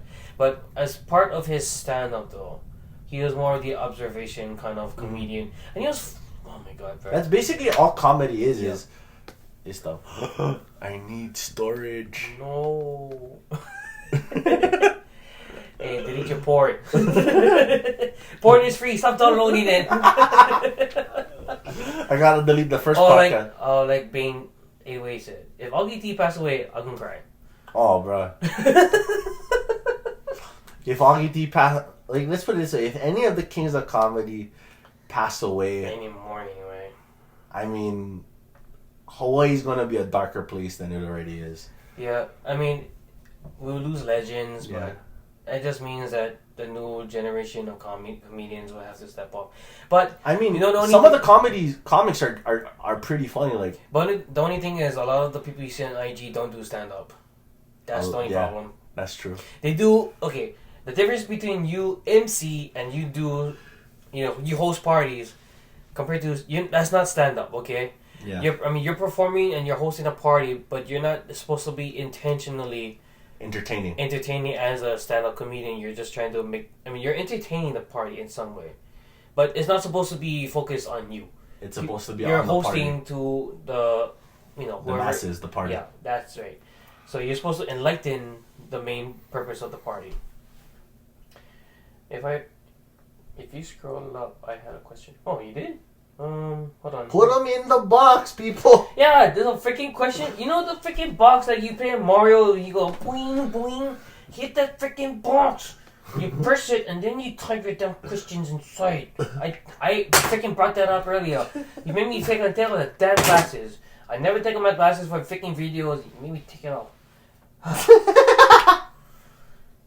Do you think it's easier to get into comedy in Hawaii doing videos or getting out there in comedy clubs doing stand-up, social media outreach versus old school outreach? I would say media. Social media is one of the biggest platforms.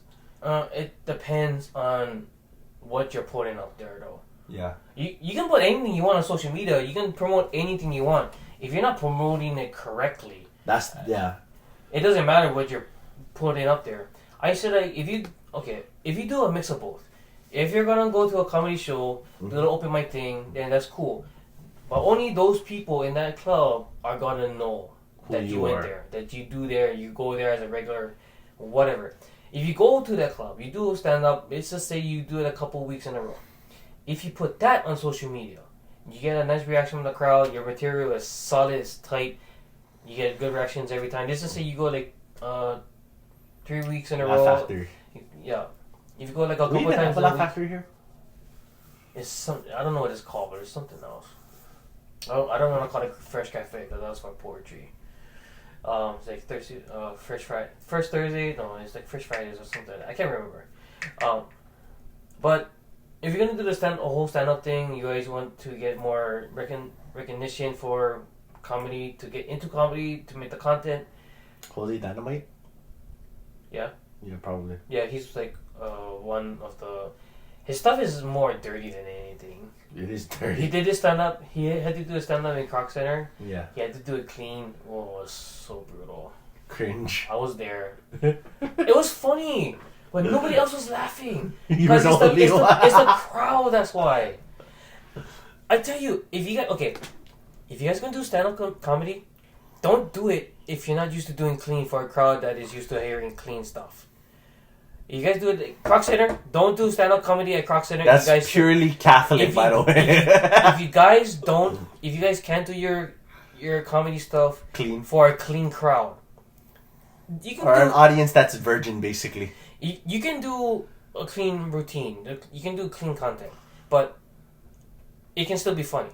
If you're gonna try to do content that's supposed to be like borderline clean, dirty to a crowd that's always looking for clean content, you're not gonna get too far. If you're gonna go to the stand-up thing, wherever you're going, put it on your social media. Don't just do stuff in person. Promote it, but do it in a way that you're pretty much. It's like what Crichton said. You just keep posting stuff out there. Yeah. Eventually, you're gonna catch a break. You can put like your very first thing could bomb. Yeah. Could freaking blow up. Everybody go like, oh yeah, like. Oh share. Comment. Yeah. After that, flat, shitty, nothing. You got lucky. You nothing. Yeah. Then you got people who've been posting, let's just say 20 to 50 fucking posts. They don't get more than a couple hundred views. They get like 10 likes or something. And then one day you get like a freaking genius freaking video, and you have like 1,000 views. You have like 1,000 likes. You have like hundreds of freaking comments. You could get lucky. You just have to put yourself out there. Keep up with your content. Stick to it. If it's something that you like, then be consistent. And not everybody finds their shtick in the first couple videos that they do. A lot of people take time to work on it, then they post. But find it, because you don't know what your target audience is, what you want to really do. If you find your influence, for example, let's just say that for the influence for the podcast, the influencer that I wanted to shout out for why I wanted to do this podcast, Whack My Olos Wednesdays, is Original 151 Vinny. He does like a lot of the video game stuff on YouTube. He does a lot of Pokemon, Mario. That's like Mario 64, Mario Odyssey, all this kind of stuff. He does a lot of the Soul Links, that randomized Nuzlocke for Pokemon, game hacks, game ROMs. He does a lot of video game stuff on YouTube. He's like one of my favorite YouTubers that I always watch every damn time. His content, his comedy, his everything. I wanted to do my stuff based on that. Oh, nice. But eventually I can't do it exactly. I just gotta emulate. Yeah, I gotta find my own shtick. And that's what it really has to come down to. Find your inspiration, but learn how to find your own way to do your own stuff.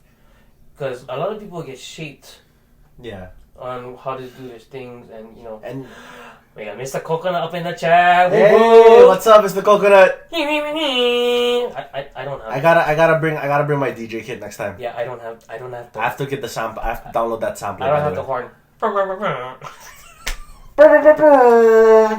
Dun, dun, dun, dun. Dun dun dun dun. Yeah, so we had some we have Lulu Bell 808 in here. Of course, we have Mr. Coconut. We have lovely Vanessa. Hi Vanessa. We have Joey Wakas. How's it, We have everybody? Aotearoa. What's up, everybody? Hey, if you guys are just joining in, welcome to the live stream video on my phone for Wack My Olos Wednesdays podcast edition. You guys Behind the scenes. You guys are part of the first ever recording for the podcast. Mr. Coconut, thank you again for putting in your time to be interviewed by me. So how was that interview, by the way? Let's jump into that tea right there. I love Mr. Coconut is one of my good friends. Nice. He's one of my best friends. I love him. He's so funny. No, his content is funny. Okay. Legit funny. Okay, let me tell you how different it is with the relationship between me and Mr. Coconut and me and Crichton. Okay? We talked about this over the phone on the way Okay. while I was on the way here. So, like I explained, Crichton that oversees and runs the new Hawaii 808 page for you guys. If you guys aren't you guys have to be following that page by now. If you guys aren't following new Hawaii 808, then I don't know what to tell you guys. And to the viewers out there, follow if you want to see Hawaii's new age comedy, new Hawaii 808 bomb stuff. Okay, so since we got that out of the way, nice and formal. I had a whole itinerary. I made questions and everything like that. I want to be prepared when I talk to Mr. Crichton, because he's somebody that I told him you're somebody that I look up to, because you help other people who want to get into comedy, making content, whatever it is. You help me build my audience a little bit more, and I got to see a lot of people. I think I might have to hit him up for my views for my mukbang. I have a lot of you guys. I wouldn't have known a lot of you guys that have been following me if it wasn't for Crichton. So if you guys aren't following him at all as well, please go. So it's nice and formal. Was he talked a lot of story. He said I had some good. I gave some good questions. He gave some fucking awesome answers. He was actually transitioning into every single question I wanted to ask, and so it's basically full smooth it was sailing. It was going so well. I was like, dude, I don't even want to stop this. I kept it going for almost an hour. Oh, nice. It was so good. And then you have Mr. Coconut. I was gonna start out the same way. Gonna ask him the questions, same approach, same thing I asked him. And then shit hit the fan. It basically just went from how me and him just normally talk all the damn time. So a conversation. Yeah, pretty Nice. much just talk story and then just cracking up, laughing. We made fun of a lot of people. Don't worry, it doesn't matter. Me and Mr. Coconut, because we were talking about we had a lot of pansies up in the mainland. Because Hawaii comedy, people here, we have a funny bone. Very true. Up in the mainland, certain parts of the mainland, they just can't take the same joke. Sensitive ass bitches. Yeah. So it's oh my god, he's racist. He's even different nationalities. Augie T said when he brought up the whole Barbie doll joke. So That was probably my favorite joke of ever. Augie T did that joke somewhere in the mainland. People was calling him racist. He even did a Mahu Barbie doll, the Ken Barbie dolls, Barbie's body, Ken's head. That's funny. It's a Mahu Ken Barbie doll. And is that post-op or pre-op? What? That's a good question. I don't know. Because the Ken doll as it stands is already. Wait, How's it, Mary? It doesn't really matter because none of them have genitals anymore. So we're talking post-op then, right? Maybe it's mid-op. Maybe it's just in the middle, no one nothing.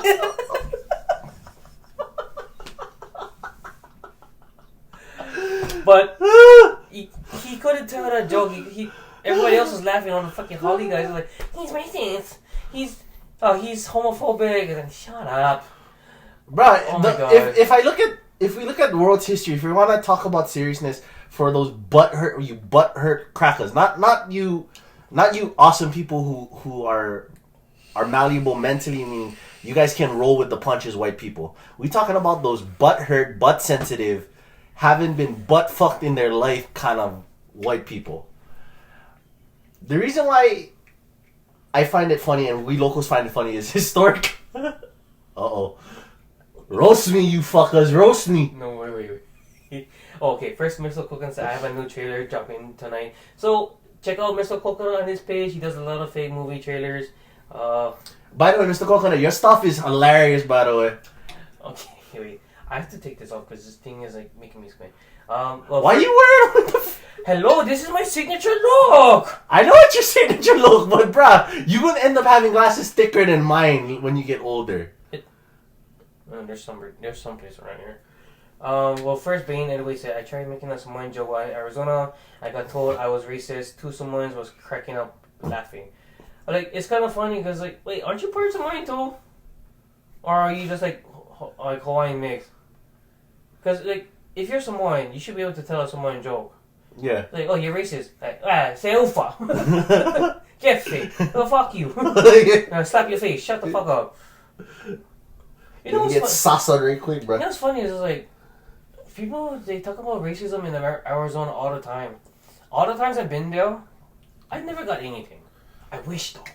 I got people. Okay, here's the thing with me. Do I look Samoan to you? Because people from Arizona say I look Samoan. People in the mainland are dumb. You look more cholo than anything. I got that too. See, I'm not as mad about being cholo. See, Bane is Hawaiian flip. Well, fucking, you could have passed off as fucking Samoan. Bruh, you is an Asian Polynesian wetback. That's all you is, bruh. Oh, it's me, it's Sarah. I'm just using my girlfriend's account. Well, why? Oh, because you're editing or something? Okay. That makes sense. Okay, oh, there's a timer on my damn thing right now. Oh boy. How much time do we have in here? Can still go. Okay, let's go for another couple minutes. Wait. People in Arizona thought you're Mexican. Well, I'm Hawaiian Japanese. What the fuck?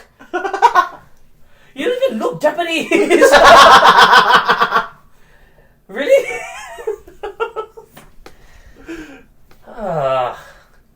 I mean, people thought I was Mexican in Florida. Like, you don't mean Cuban? It's like, no, I mean Mexican. How can you tell if I'm in Florida? How can you tell? Let's put it this way. At least you got Islander or somebody that had to cross an ocean. We got 20-something seconds left. I'm gonna go back on live again after this thing runs out. So please, all you fuckers, all 7 of you, jump on the live when I go back on. Why aren't you guys sharing? There should be like 20-something people in this damn thing. Now 6. What the fuck? I never go off yet, you fuckers. Okay, 5, 4. What? I'll see you guys back on live after this. 3, 2, 1. Shoot. Take a picture. So, the thing with Instagram is they only limit it to about what, an hour? Yes, an hour. So to an hour. Instagram. Here's another thing that whacks my olo specifically. If you have content, BTS content like this that's fire, let it go as long as it needs to. Because if you look at the podcast stuff for YouTube, some go an hour at the longest I've seen one go for at least 2.5. And Comic Historian, who does excellent, basically it's like an audio book within a YouTube video space. His longest video that I've seen was 3.5 hours. Yeah, it just I don't know. Come on, Instagram, extend the live feed. Yeah, because now I gotta go back on live again. This is the freaking time. The first time was just cut off and you didn't want to freaking hook back on. Alright, we're back on live. What's up, everybody? We're gonna be wrapping it up in about another. How much time we get left? No, it's rolling forward, so it's counting up. So it's up to you. Basically, he's the main host. I'm just the recurring guest. Let's just keep going until we just run out of stuff to talk about. Yeah. So talking about the racial shit. It's fucking. You know what it really was? Hey, we got Lono Kawahi up here. Where you been? One of my favorites. One of my regulars. Welcome to the live. Welcome, sister. Sister, you always the first one for jump on. You freaking awesome. I should buy you a cookie. Pass my bag of cookies. Yeah, peanut butter cookies. If there's anything that you guys want me to talk about, please let me know. You better put that questionnaire back on though, since you're there. Yeah. Because they're gonna.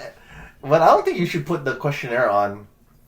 Oh yeah, by the way, if you're offended by me taking this drink, unsubscribe now. Yeah, we sharing the bottle.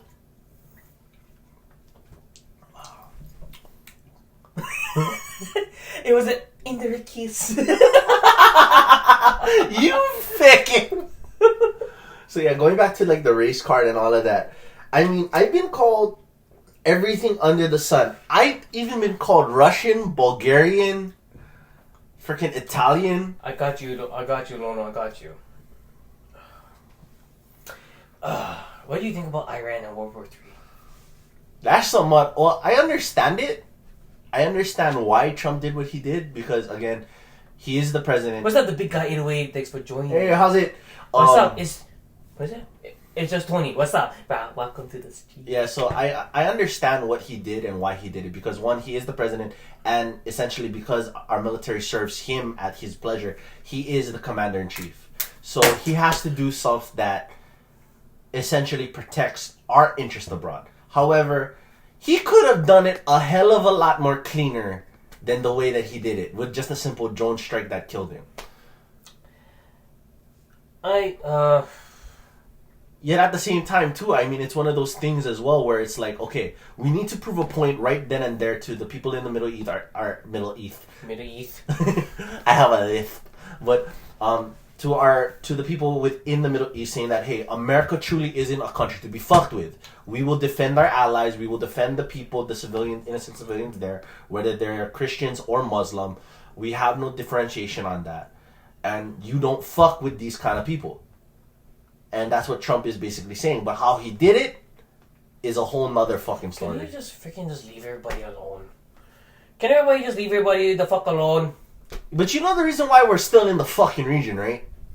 From Bush all the way, from the first Bush senior all the way to now. You know the reason why we're in the region, right? I don't know. Oil. We need the oil. Yeah, oil. 1 penny worth of gas. Yeah, you're 1 penny richer. True. But it's okay.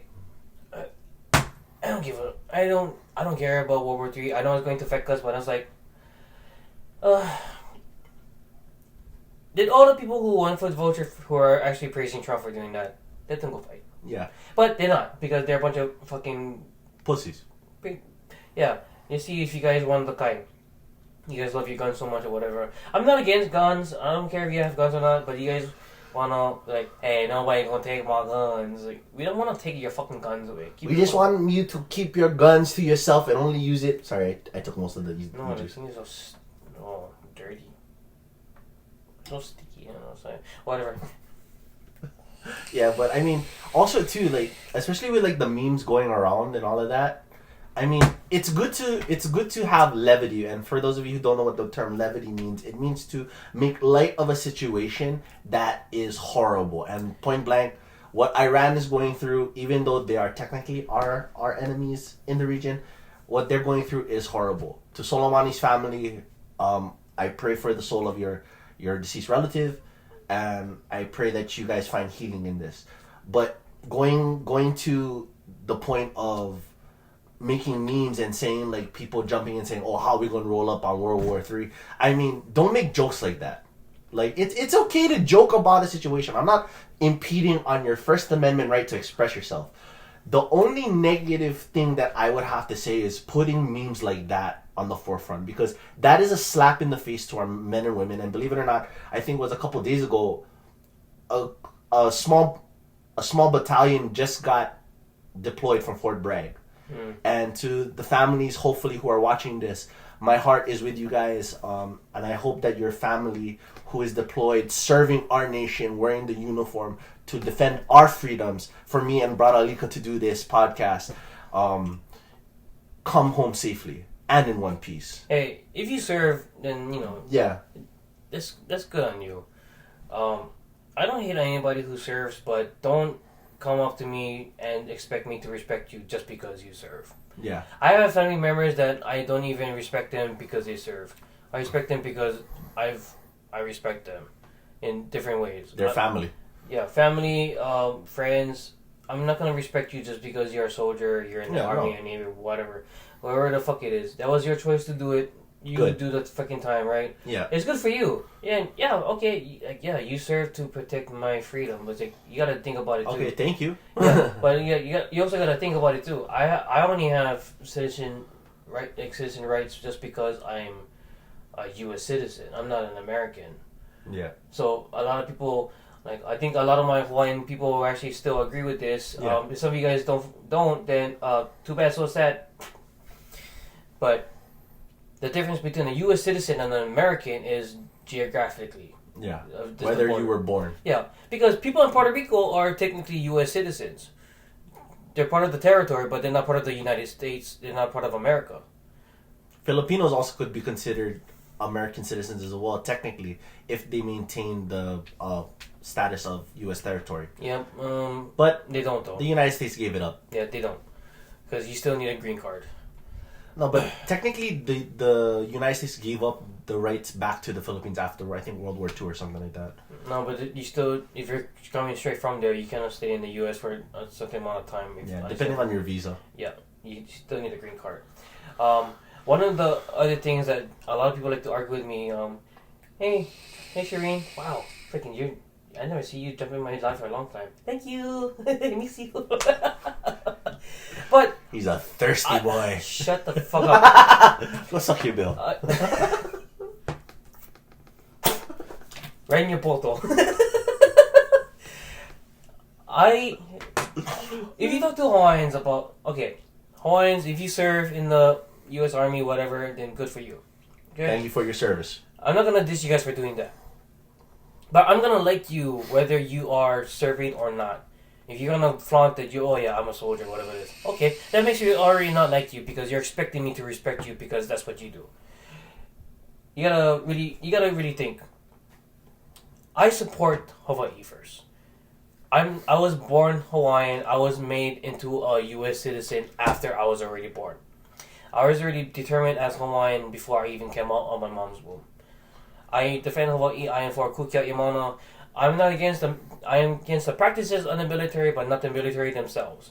Not the individual soldiers. I may disagree with some of the practices and how they go about things and how they are. I do understand that they... As is your right. Yeah, I do understand that they do suffer from PTSD because of the massive war and the trauma and the fighting that everybody else got into. But I'm not gonna like somebody because of their title. Yeah. I don't think anybody should like anybody because I was a Marine. Oh, okay, yeah. Staying on the, for me, anybody that says that to me straight up, I say this, and that's how I made one of my I met my close church. One of my close church friend was, he was then serving Marine, and he just said some underhanded comments. He got a little bit too competitive, and I said, bro, you serve in our military, have some class. Still had some more stuff, and people who act like that, believe you me when I say this, are stained to the uniform, because I have friends that serve that act like that, and I call them out on it. And well, yes, again, as Alika said, what you do is honorable. That's on you, but it doesn't give you the right to challenge anybody else's patronage, or patronism, if you will. Because to be a proud patriot of whatever country you wanna see, even when the word patriotism, it just automatically is trying to make it sound like it's only strictly American. Yeah, which is not true. It's just associated with America because everybody likes to be a patriot, right? Yeah. But it's not the football team. Yeah, but no, fuck you, Patriots. But you guys only can hold deflated balls. I'm sorry.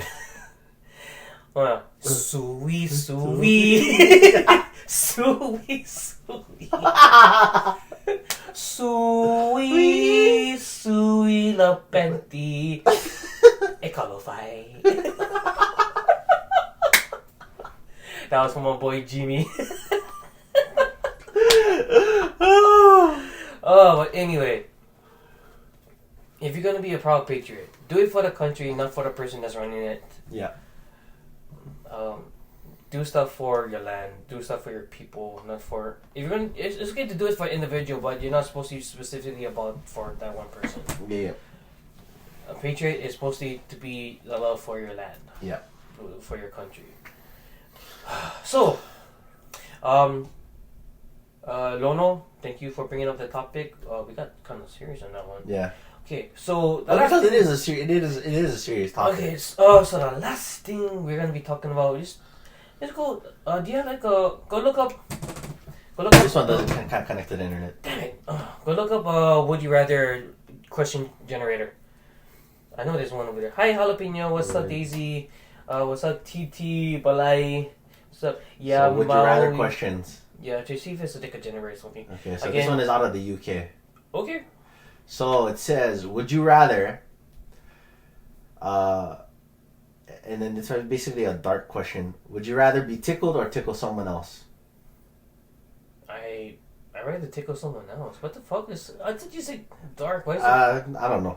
I just touched it. And I'm not. Well, this is basically what they're giving me.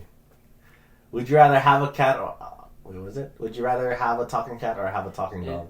Can you find the one that's like a little bit more dirty or like something that's real fucked up kind of questions or something?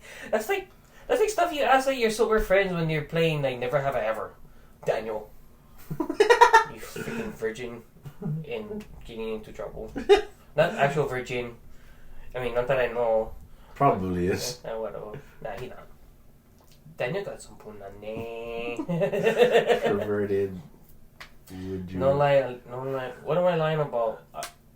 I have a hard time getting only a few people know how to tickle me, and he's basically a customizable tickle me Elmo, is what he's saying. Yeah. So just don't tickle me.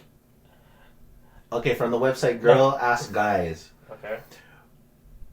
It says, would you rather bite someone? Okay, would you rather bite someone's dick off, or spend 2 hours in a massive bucket of festival piss? Wait, this is a girl asking a guy? Yeah, girlsaskguys.com. Wow. So it's a guy. Would I rather bite a dick off, or spend basically in doo-doo water? Spend 2 hours in doo-doo water.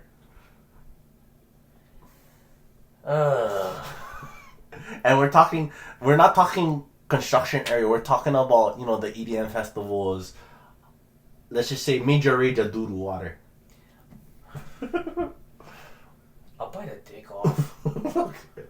Bro, no, because 2 hours in that, bro, you're dying. You're getting sick. That thing is in your skin. Fuck that. You rather sit in a bucket of piss? Ew. At least the bottle, you at least buy it when you soft. The thing is rip off easy.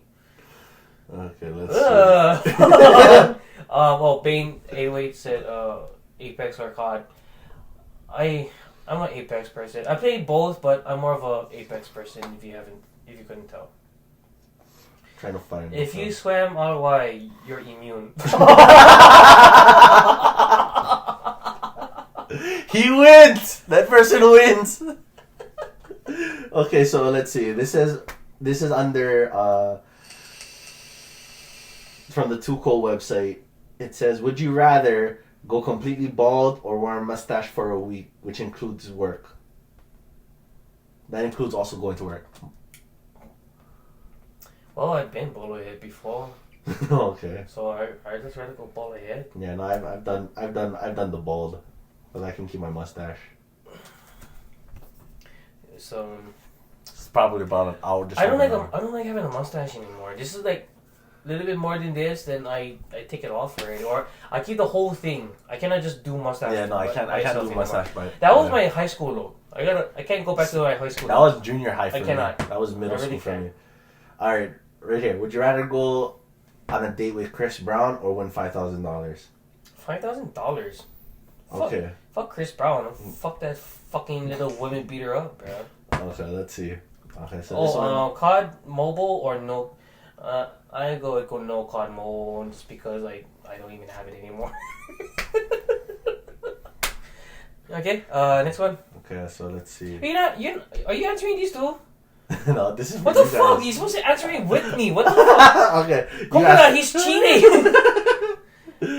Because basically, majority of my answers are going to be the same as yours, anyways. Oh, people want to know.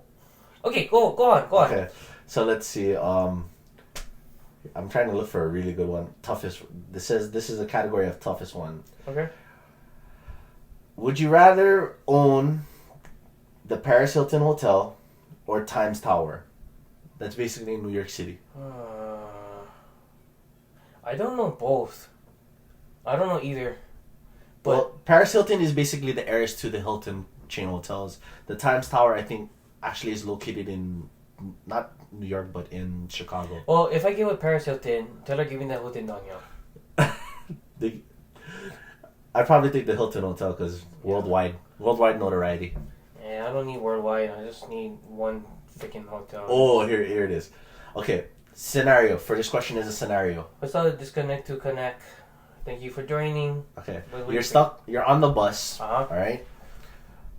Backlog traffic, basically Carmageddon again. Mm-hmm. And here's the would you rather. Oh boy. Would you rather pee on yourself and walk out of the bus to get to the next bus stop, or while in the bus take a shit on yourself while standing in the bus? Can I just go out the bus and piss?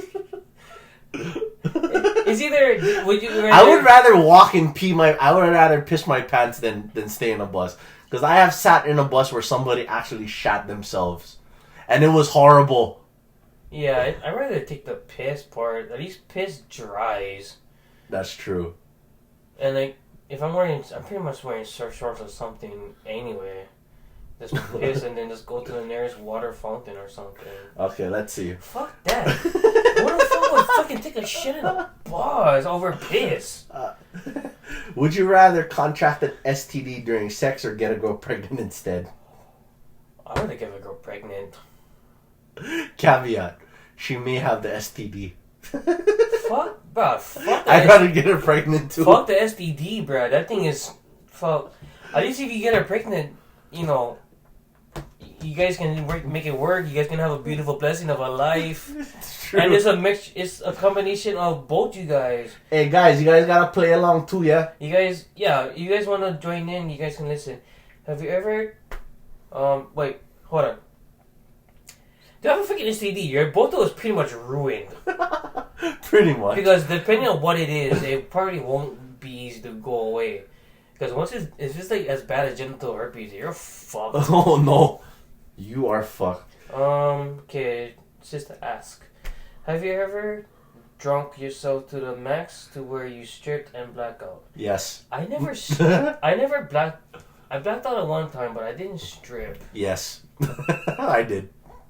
I skinny dipped, but I wasn't drunk. That was pure intentional. That was just for fun one night. But I was drunk and I stripped down and I was blacked out. But, I don't remember what happened. You guys gotta answer these two, okay? Yeah, I got drunk to the point where I did not remember a certain part of the party. No, I didn't remember. But it was like in the middle of the time though. Okay. So I remember before, not at one point I was like, what happened? And I remember towards the end of my night. Yeah. So does that count as blackout? Yeah. Okay. So yeah. My blackout, I don't remember the night in question. Okay, so yeah, I blacked out, but I don't remember ever stripping myself in front, whether it was in a room or by myself. No. Okay, so Thank God. any brothers out there, these questions are for you. These would you rather questions are for you. And guys, feel free to answer yourself too. Mm-hmm. Would you rather talk to the ex-boyfriend or talk to the future boyfriend? And I'm assuming this is for siblings.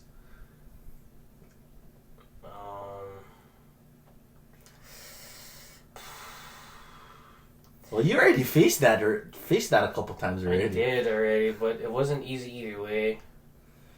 I would say, because if I talk to the ex-boyfriend, depending on the relationship, it'll be cordial or he's catching hands. Actually, it would be easier to talk to the future boyfriends. Yes. Just because with the ex-boyfriend, There's history. So you already Depending know. on the history too as well. Yeah. The future boyfriend, you have to have some kind of hope. You got to give him the benefit of the doubt to treat it whoever, sister or brother or brother, doesn't matter. You know, maybe if I had a younger brother, maybe he was gay.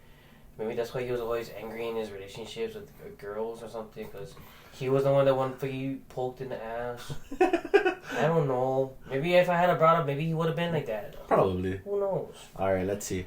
Would you rather go on a lot of people are saying future. Okay, so would you rather go on a blind date or double date with your best friend? Double date with the best friend. I've done a lot of blind dates and it's not fun. Wait, it just depends. Are you on a date with your best friend, with another couple on a date? Or are you... So say for example, you and Eileen, me and another girl. Okay. That kind of dynamic. Okay. because I know of Eileen, so it's okay. So, but it's me and you and the 2 other girls. Yeah. So yeah, I mean that could go either way because my best friend could be a girl and That we too. both have dates, but I could also be on a date with my best friend and they have another couple with us. Yeah. Wait, what was the other option? Would you rather go Blind on a date. blind date or a double date with your fucking, best? yeah, double date hands down. Fuck the blind date. I've done the blind dates. It's not fun. The blind dates suck. Now, would you rather buy your girlfriend? And I'm gonna lump these 2 would you rather's: lingerie and yoga pants, or a miniskirt or long dress.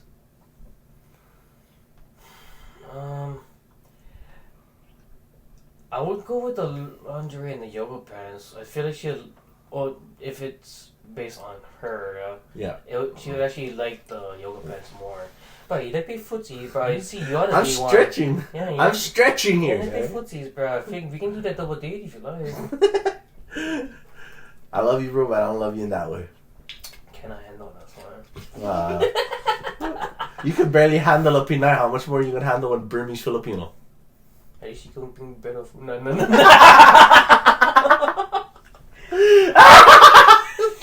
I was gonna say food, okay? Food. I like Burmese food. Burmese food is a ball. Yeah. Y'all sleeping on Burmese food. It's Bro, always... I tell you, if you guys never tried Burmese food, you guys don't know what you guys missing, honestly. Okay, we can get rid of this question. There's another one. Anybody else besides Chio? I'm gonna stop answering her damn questions because she's the one asking questions.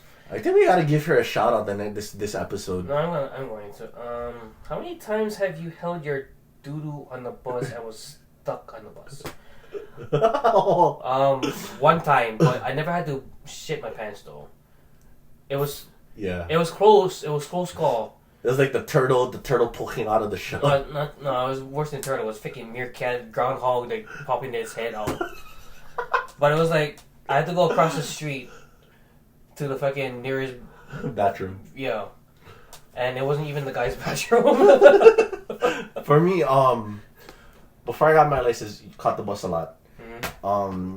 I was doing what they call French full fencing, learning how to French full fence. This fucking asshole. Which one? Coconut. Did you know you're more famous than Mr. Coconut? He's on his girl's freaking Instagram. Did you know you're more famous than Mr. Coconut? Oh fuck! Yeah. Whatever, bro. I feel like I'm the David So and these 2 are the Tim De La Ghettos. Watch Send Foods and you'll know what I mean. But yeah, a couple times. Yeah, I'm bougie. Hella bougie. Mm-hmm. If I was bougie, there'll be a fucking Colt 45. Not a Mickey. That's the question I mean statement. Yeah. Okay. We're gonna do one more. Yeah. So Dana. One more would you rather? Yeah. So this would be the last would you rather. Okay, so alright, here we go. Okay, last one, guys. Get your questions in right. Okay, anybody besides Chio Baby. Sis, no more questions from you. You're asking too much. Okay, yeah, we're just gonna... So would you rather, so this is basically going to be the final clip. Would you rather be friends with benefits with someone you care about or a long-term relationship with them? Wait, so somebody I care about, do I just want to be a fuck buddy or... Yeah, fuck buddy or boyfriend, girlfriend. or big goals, basically. I want to be... Fuck, I'm making her my babe, bro. Fucking, what's that damn ring? Put that damn ring on your finger. Like, you can marry me. You stuck with me for life forever. I mean, that's like everything that a friends with benefits would have, except... It's full commitment. Yeah, fuck them. Yeah. I have no problem being, like, having full commitment. I think everybody would, like, fuck the... If you have friends with benefits, you guys don't have any emotional ties like that. Yeah. You're not supposed to anyway. Yeah.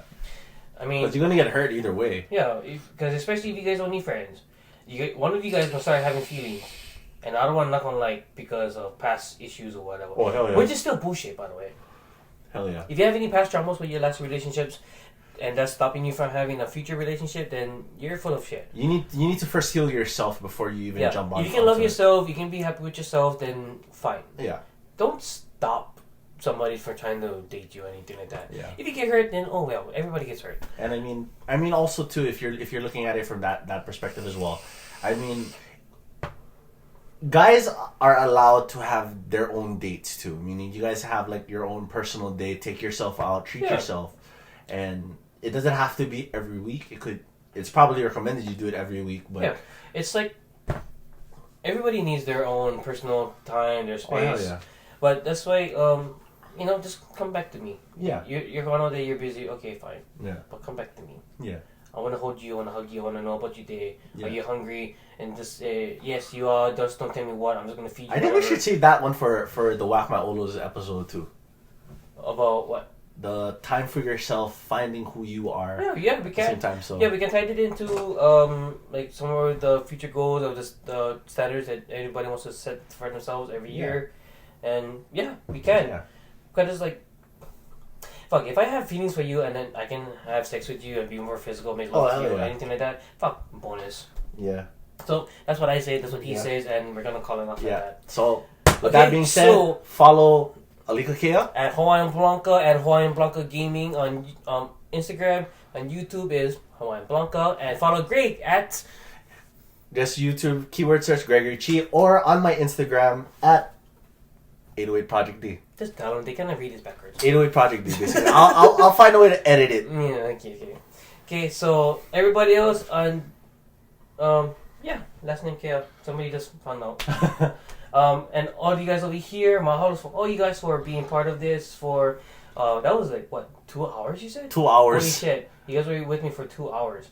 Yeah, buddy. Mahalo to everybody who was joining in. We got the God Gang busy. With Chio Baby. You asked so many questions, girl. We got shout out to Chio Baby, by the way. She's awesome, by the way. Go give her a follow. We got all her shit too. Like all her stuff. She doesn't post that much anyway. But we got Dana 808 all day. We have there's some other people. There's a Peace, everybody. Spalita.